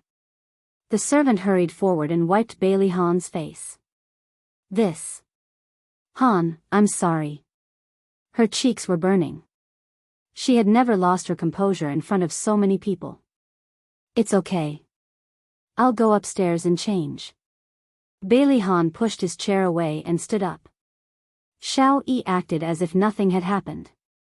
She picked up her chopsticks and ate quietly. Su Yunxian gritted her teeth so hard that they were about to shatter. That damn brat, he must be doing it on purpose. How did old Mo and his group of trash kill him last time? He was like a bomb, constantly reminding her that her weakness was in his hands, and he could destroy her at any time. What did she have to do to shut him up forever? The next day, Xia Dong brought Xiao Bao to Bailey's old residence. She had already prepared herself for people to roll their eyes at her, but she didn't expect the butler to be so nice to her. Xiao Bao went upstairs and was not as lively as usual. He leaned over to Xiao Yi's ear and chattered non-stop. He silently squatted in front of Xiao Yi and looked her up and down with his clear eyes.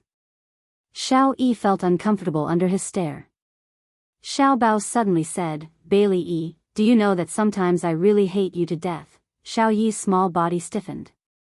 Sure enough, everyone hated him because of that incident. Xiao Bao hit his forehead hard. You're really annoying. You obviously know how to talk, but you don't say it. You make everyone so anxious. Even my mommy cried a few times because of you. That woman cried because of him? It seemed like something she would do. When she was kidnapped, she even took a bullet for him. It wasn't unusual for her to cry because of him. Xiao Bao saw that he was in a daze and snorted coldly. Let me tell you, don't think that my mommy is pretending just to get close to your daddy. My mommy doesn't want to get close to him. If it wasn't for Gigai. Forget it, I won't say so much to you. Gigai? Xiao Yi suddenly turned her head and stared at Xiao Bao. What's wrong with Gigai? Oh, you're finally willing to talk. Xiao Bao glared at her angrily. Gigai is my sister. Why are you so concerned about her? Xiao Yi choked on his words. Her round face puffed up and her eyes sparkled. She paused for a few seconds and said, she's my friend. It's natural for me to care about her. Who was the one who poured a drink on Gigai and caused her to fall ill? Xiao Bao was very vengeful. He would remember anyone who dared to hurt the people he cared about for the rest of his life. I was wrong at that time. I apologize. Even though Xiao Yi was apologizing, she still looked insufferably arrogant. Can you tell me now what happened to Gigai? Also, why did a drink cause her to fall ill? What's wrong with her?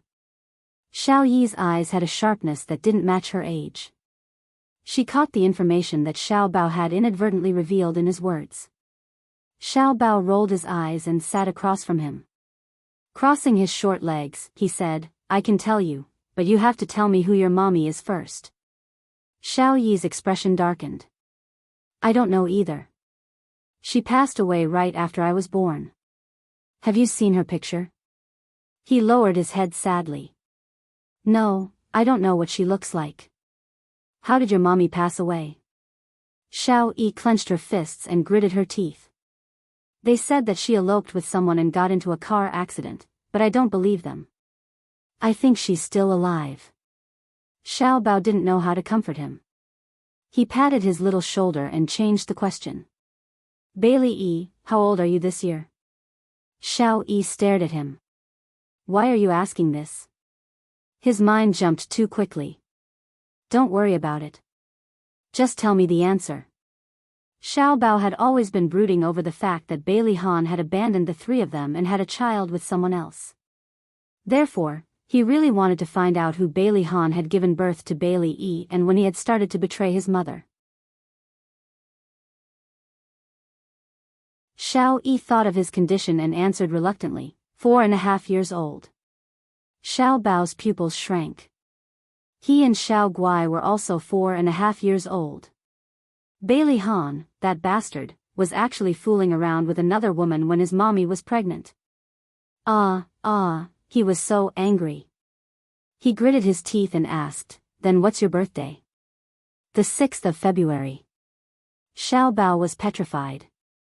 The 6th of February. His and Xiao Guai's birthdays were also on the 6th of February. Boo-hoo, he was going to kill that bastard Bailey Han. No one was going to stop him. Xiao Bao suddenly jumped up from the ground. With a fierce expression, he walked out without a word. Xiao Yi was dumbfounded and called out to him, Hey, where are you going? Xiao Bao turned around and bared his teeth sinisterly. I'm going to kill Bailey Han. Xiao Yi was stunned at first. Then, he held his stomach and laughed heartily. Still not satisfied, he lay on the ground and copied Xiao Bao's old actions. He rolled and laughed like a happy puppy. Xiao Bao's face darkened. He was actually being laughed at by this annoying guy. The corners of his mouth twitched. Stop laughing. Ha ha ha ha. Xiao Yi seemed to want to make up for all the laughter he hadn't used in the past 4 years. He rolled around on the ground happily. Xiao Bao was completely enraged. His eyes were round and round. Fine, keep laughing. Don't think that I'll tell you about Xiao Guai. Xiao Yi stopped laughing and turned around to sit up.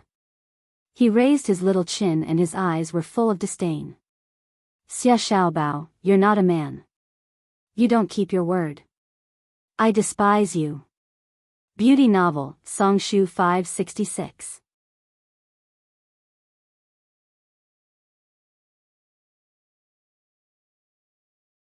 Chapter 154. Xiao Bao raised his eyebrows, a mischievous glint in his black eyes. I'm not a man, I'm a child. This time, it was Xiao Yi's turn to grit his teeth in anger. Xia Xiao Bao, you cheated. All's fair in war. Bailey Yi, I'm sorry. Xiao Yi's eyes widened. He seemed to have thought of something and suddenly curled his lips. It's okay if you don't tell me. I'll find out myself. Take your time.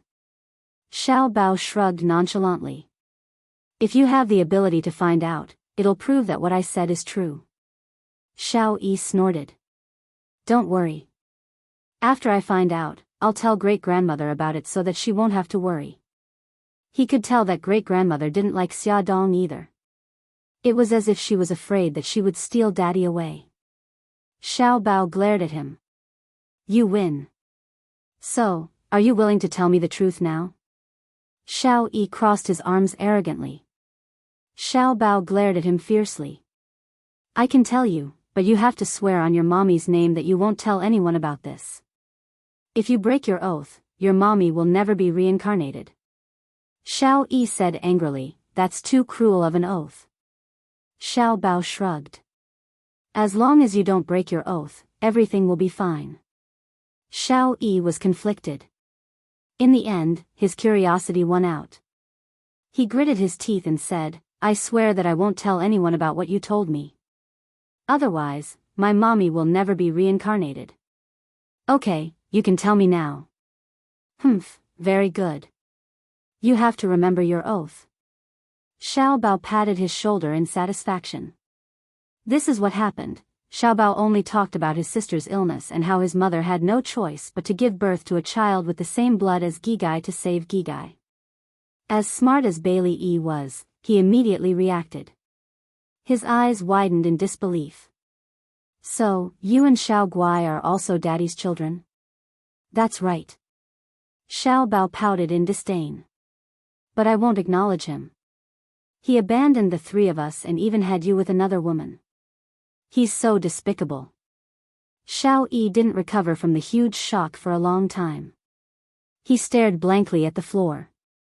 His daddy actually had 2 children with another woman. Hey, are you stupid? Xiao Bao poked his arm with his finger. You've already sworn that you won't tell anyone. Do you hear me? No, that's impossible. Xiao Yi grabbed his hair angrily. Didn't you say that your daddy is Mika Keto? Xiao Bao rolled his eyes. I was lying to you. If my daddy is Uncle Shen, I have no reason not to take his surname. You're lying to me. You must be lying to me. Xia Xiao Bao, I won't believe you. Xiao Bao sneered. I'm lying to you? What's the benefit of lying to you? Let me tell you, I've never liked you because your mother seduced Bailey Han and made him abandon my mother. No, that's not it. My mother isn't that kind of person. Daddy must know my mother first. Xia Xiao Bao, you're not allowed to speak ill of my mother. Whether you believe it or not, that's what happened. Xiao Bao didn't back down and stared into his eyes. Xiao Yi rushed up angrily and grabbed Xiao Bao's collar. The 2 little guys wrestled with each other. Bailey Yi, I'm warning you. Don't hit my face. Xia Xiao Bao, don't grab my hair. Let go of me. The 2 of them fought for more than 10 minutes before they finally got tired. They grabbed each other's necks and lay on the floor, panting. Bailey Yi, let go. You let go first. Let's let go together. I'll count to 3. Xiao Bao counted to 3, but the 2 sly guys didn't let go. They were still grabbing each other's necks. If you don't let go, I'll suffocate to death. I'll count to 3 again. Okay, Xia Xiao Bao, don't play any more tricks. Xiao Bao's little face was red from suffocation. He counted to 3 again. This time, the 2 of them let go at the same time. They were panting and staring at each other with eyes that said, I can't wait to bite you to death. The 2 little guys were injured. Xiao Bao took a punch to the cheek. Xiao Yi's hair was a mess, and there was a bunch of hair on the floor that had been thrown away. Their clothes were messy and they were in a sorry state. After a few minutes, the 2 of them calmed down. Xiao Yi was still immersed in the huge blow. She gritted her teeth and said, if you and Xiao Guai were daddy's children, wouldn't you want to acknowledge him? Xiao Bao sneered, I won't acknowledge someone who abandoned me. As for Xiao Guai, she doesn't even know who daddy is. She also doesn't know what illness she has. So don't let it slip in the future. Xiao Yi was stunned. After a while, she asked, is Xiao Guai's illness serious? Xiao Bao's expression became serious. It's serious. It's very serious. Otherwise, my mommy wouldn't have been so desperate to get close to your daddy. Xiao Yi fell silent. She turned her back to Xiao Bao and curled her little body up. She still couldn't accept this. Xiao Bao suddenly felt sorry for her when she saw how lonely she looked.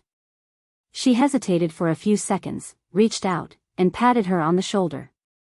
She said softly, don't worry. Xiao Guai and I won't fight over your daddy. Just pretend you never heard about this. But you have to treat my mommy better in the future. Even if it's because she's been so nice to you, you have to treat her a little better. Xiao Yi hugged his knees tightly and curled himself into a ball. His clear eyes gradually became misty. He bit his lip tightly and held back the tears that were about to come. Bailey Yi, I'm leaving. Don't pretend to be autistic. Hurry up and get better. Don't let your family worry anymore. Xiao Bao got up from the ground and looked down at him like an adult. How did you know I was pretending? Xiao Yi's voice was a little choked up. Xiao Bao rolled her eyes. Did you forget that I worked with you and asked you to pretend to be sick? Who knew that you were such a genius that you pretended to be autistic? Although you pretended to be autistic, I knew you had an ulterior motive. So, I observed you and found a small loophole. What loophole? It's because you treated me differently. Speaking of this, Xiao Bao became angry. The last time I brought Gigai to see you, you gave Gigai the pastries she liked, but you gave me the peanut butter that I hate. You must have done it on purpose. Which autistic child would be so scheming? Xiao Yi was silent. He was right. I did do it on purpose. Xiao Bao walked to the door and suddenly heard Xiao Yi's muffled voice from behind. Why is your mommy so nice to me? Xiao Bao blinked his large eyes. My mommy is kind. My mommy said that you are a child without a mommy. Although you have a bad temper, you are actually very pitiful. You yearn for a mother's love and friends, so she treats you very well. He snorted. She treats you so well that even I, her biological son, am jealous. Xiao Bao spoke casually, but Xiao Yi listened attentively. His body stiffened and his heart started to beat wildly. A bold idea popped into his mind. He was so excited that his voice trembled. Xiao Bao, is it possible that she is actually my mommy too? Xiao Bao's delicate eyebrows shot up. He widened his eyes and said angrily, What do you mean? Are you trying to steal my mommy? Roar, this damn annoying person. Did he eat a leopard's guts? No. Little Wingzy abruptly sat up, his eyes flashing with fanaticism. How old are you? When is your birthday? Xiao Bao's eyes narrowed. Same as you. 4.5 years old. My birthday is on the 6th of February. Xiao Yi suddenly rushed over and placed both hands on his shoulders. Isn't it obvious? We were both born on the same day. She cares about me and even took a bullet for me. If she isn't my mommy, why would she do that? What did you say? My mommy took a bullet for you? Xiao Bao was shocked. His eyes widened in disbelief. No, that's impossible, Xiao Yi nodded vigorously. When we were kidnapped, she stopped the kidnappers from hurting me many times. Also, I keep feeling that there's something wrong with the way she looks at me. It's like she's very sad. No, I don't believe it. Xiao Bao had always believed that Bailey Han abandoned his mommy and had Bailey Yi with another woman. Now that the plot had been reversed, it was destroying his belief. Xiao Bao violently pushed Xiao Yi away. It was as if he was being chased by a ferocious beast. He ran out of his room in a panic. Xiao Yi stared blankly at the empty doorway. After the shock and excitement, it was followed by endless pain. His little face was filled with grief. If she really was his mommy, why would she abandon him? Why? Xiao Bao, what's wrong? Xia Dong suddenly stood up from the sofa. She looked in shock at Xiao Bao, who was running down the stairs. His handsome little face was covered in tears. Xiao Bao threw himself at her. She quickly bent down and picked him up. Baby, what's wrong? Are you feeling unwell? Quick, tell mommy. Xiao Bao looked at her anxious expression and burst into tears. She had never seen him cry so sadly. Her heart ached as well. She stroked his weak back to comfort him. Baby, it's okay. It's okay. Mommy is here. Mommy will take you home. She lovingly kissed her son's forehead. Ignoring the servant's curious gazes, she smiled apologetically at the butler. I'm sorry. Baby isn't feeling well. I'll take him home first. The butler thought that Xiao Bao had an argument with his young master. He bowed politely. Miss Xia, young Master Qi, please take care. Xia Dong carried her son and left. She didn't know that Xiao Yi was standing at the top of the stairs, looking at their backs with an expressionless face. Xiao Bao curled up in her arms. He was crying so hard that his tears soaked her clothes. She placed him in the front passenger seat. She pulled out a tissue and gently wiped the tears from his face. She said gently, Baby, tell mommy what happened. Xiao Bao gradually stopped crying. He raised his little face. His large eyes were still filled with tears. Mommy, is Xiao Yi also your child? Add Hongcha 866.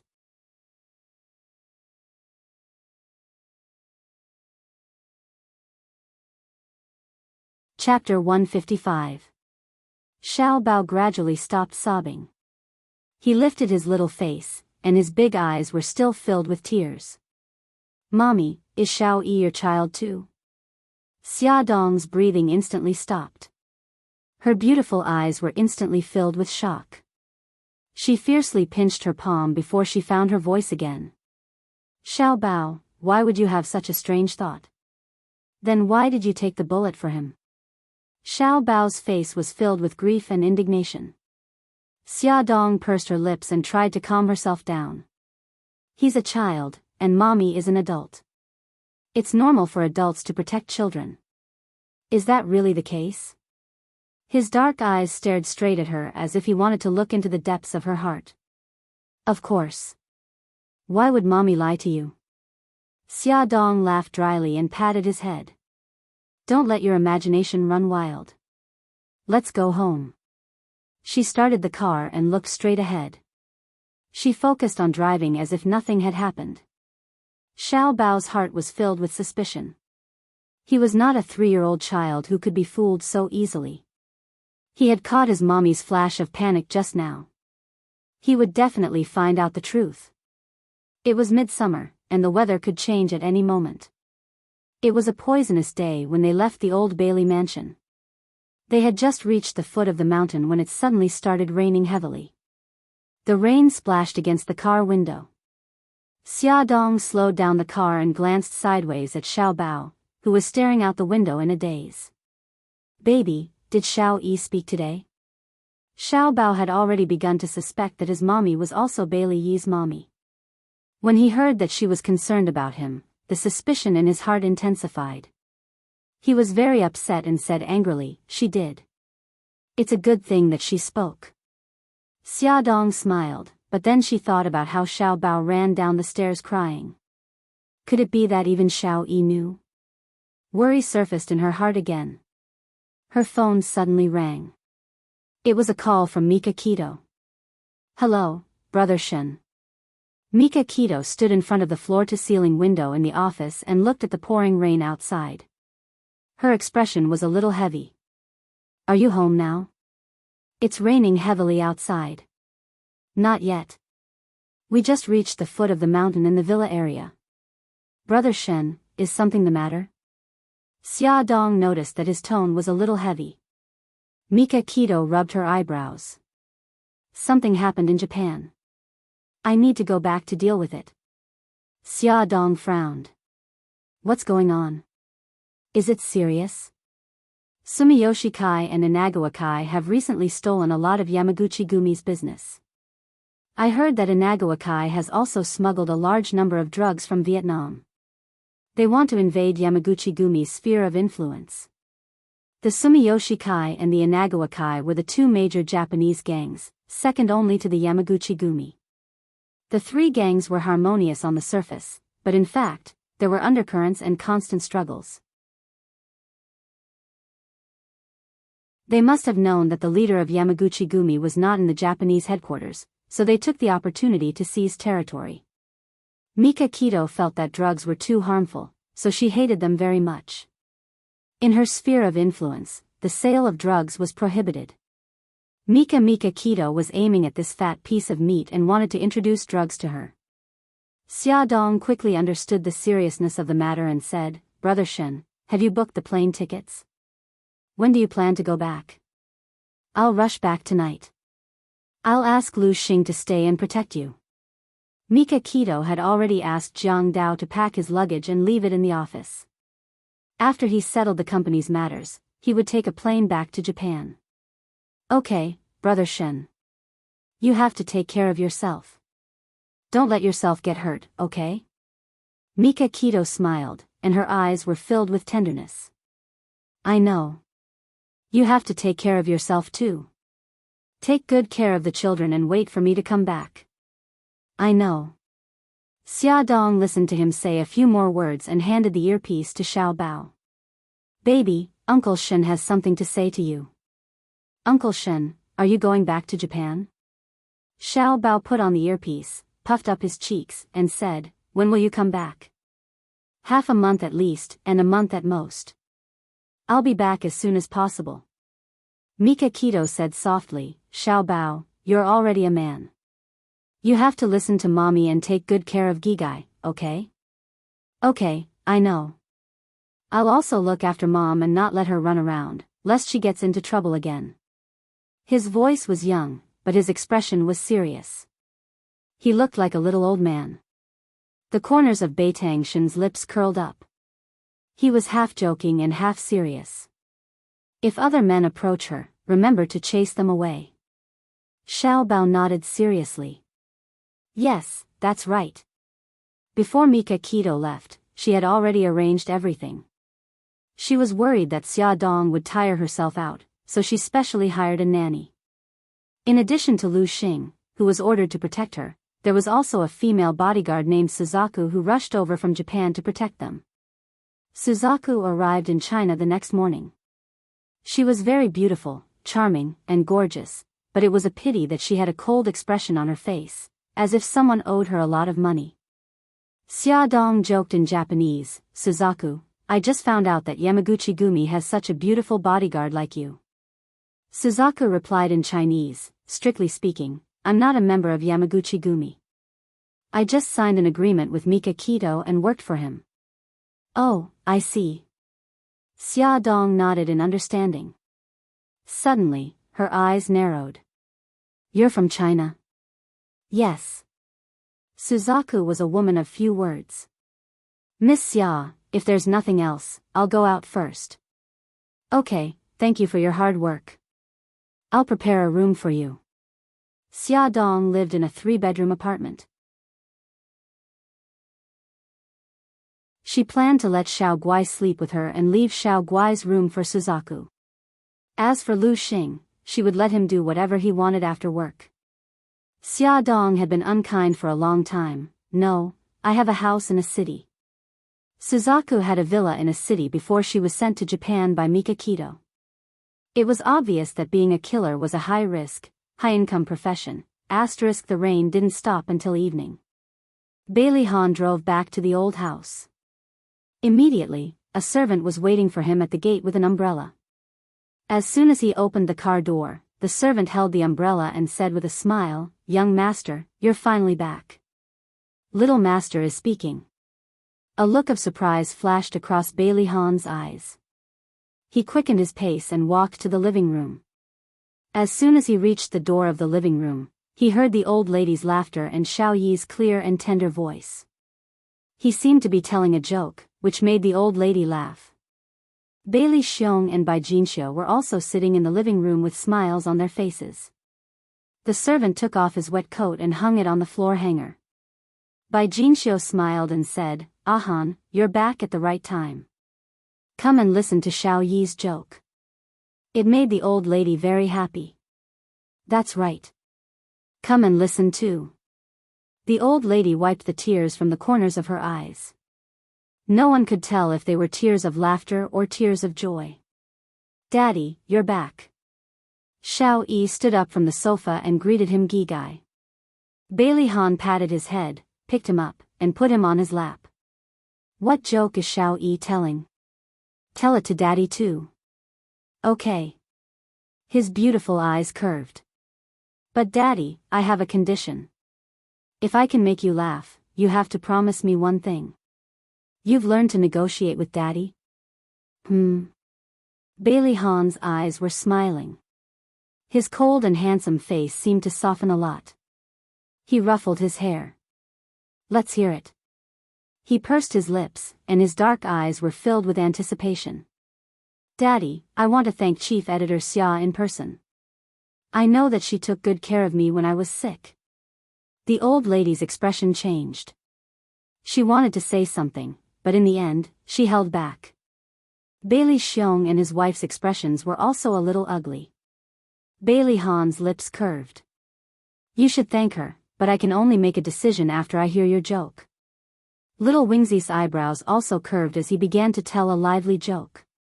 The joke itself was not very funny, but when paired with his rich facial expressions, it seemed particularly funny. Bailey Han looked at his little face brimming with smiles. That pair of eyes that were as bright as the stars made him smile from the bottom of his heart. He realized that after his son fell ill, he had become a little different.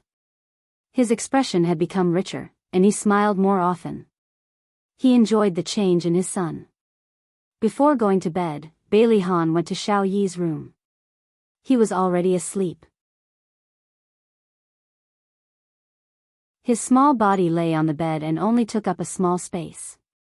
He didn't seem to be sleeping very well, and his brows were slightly furrowed.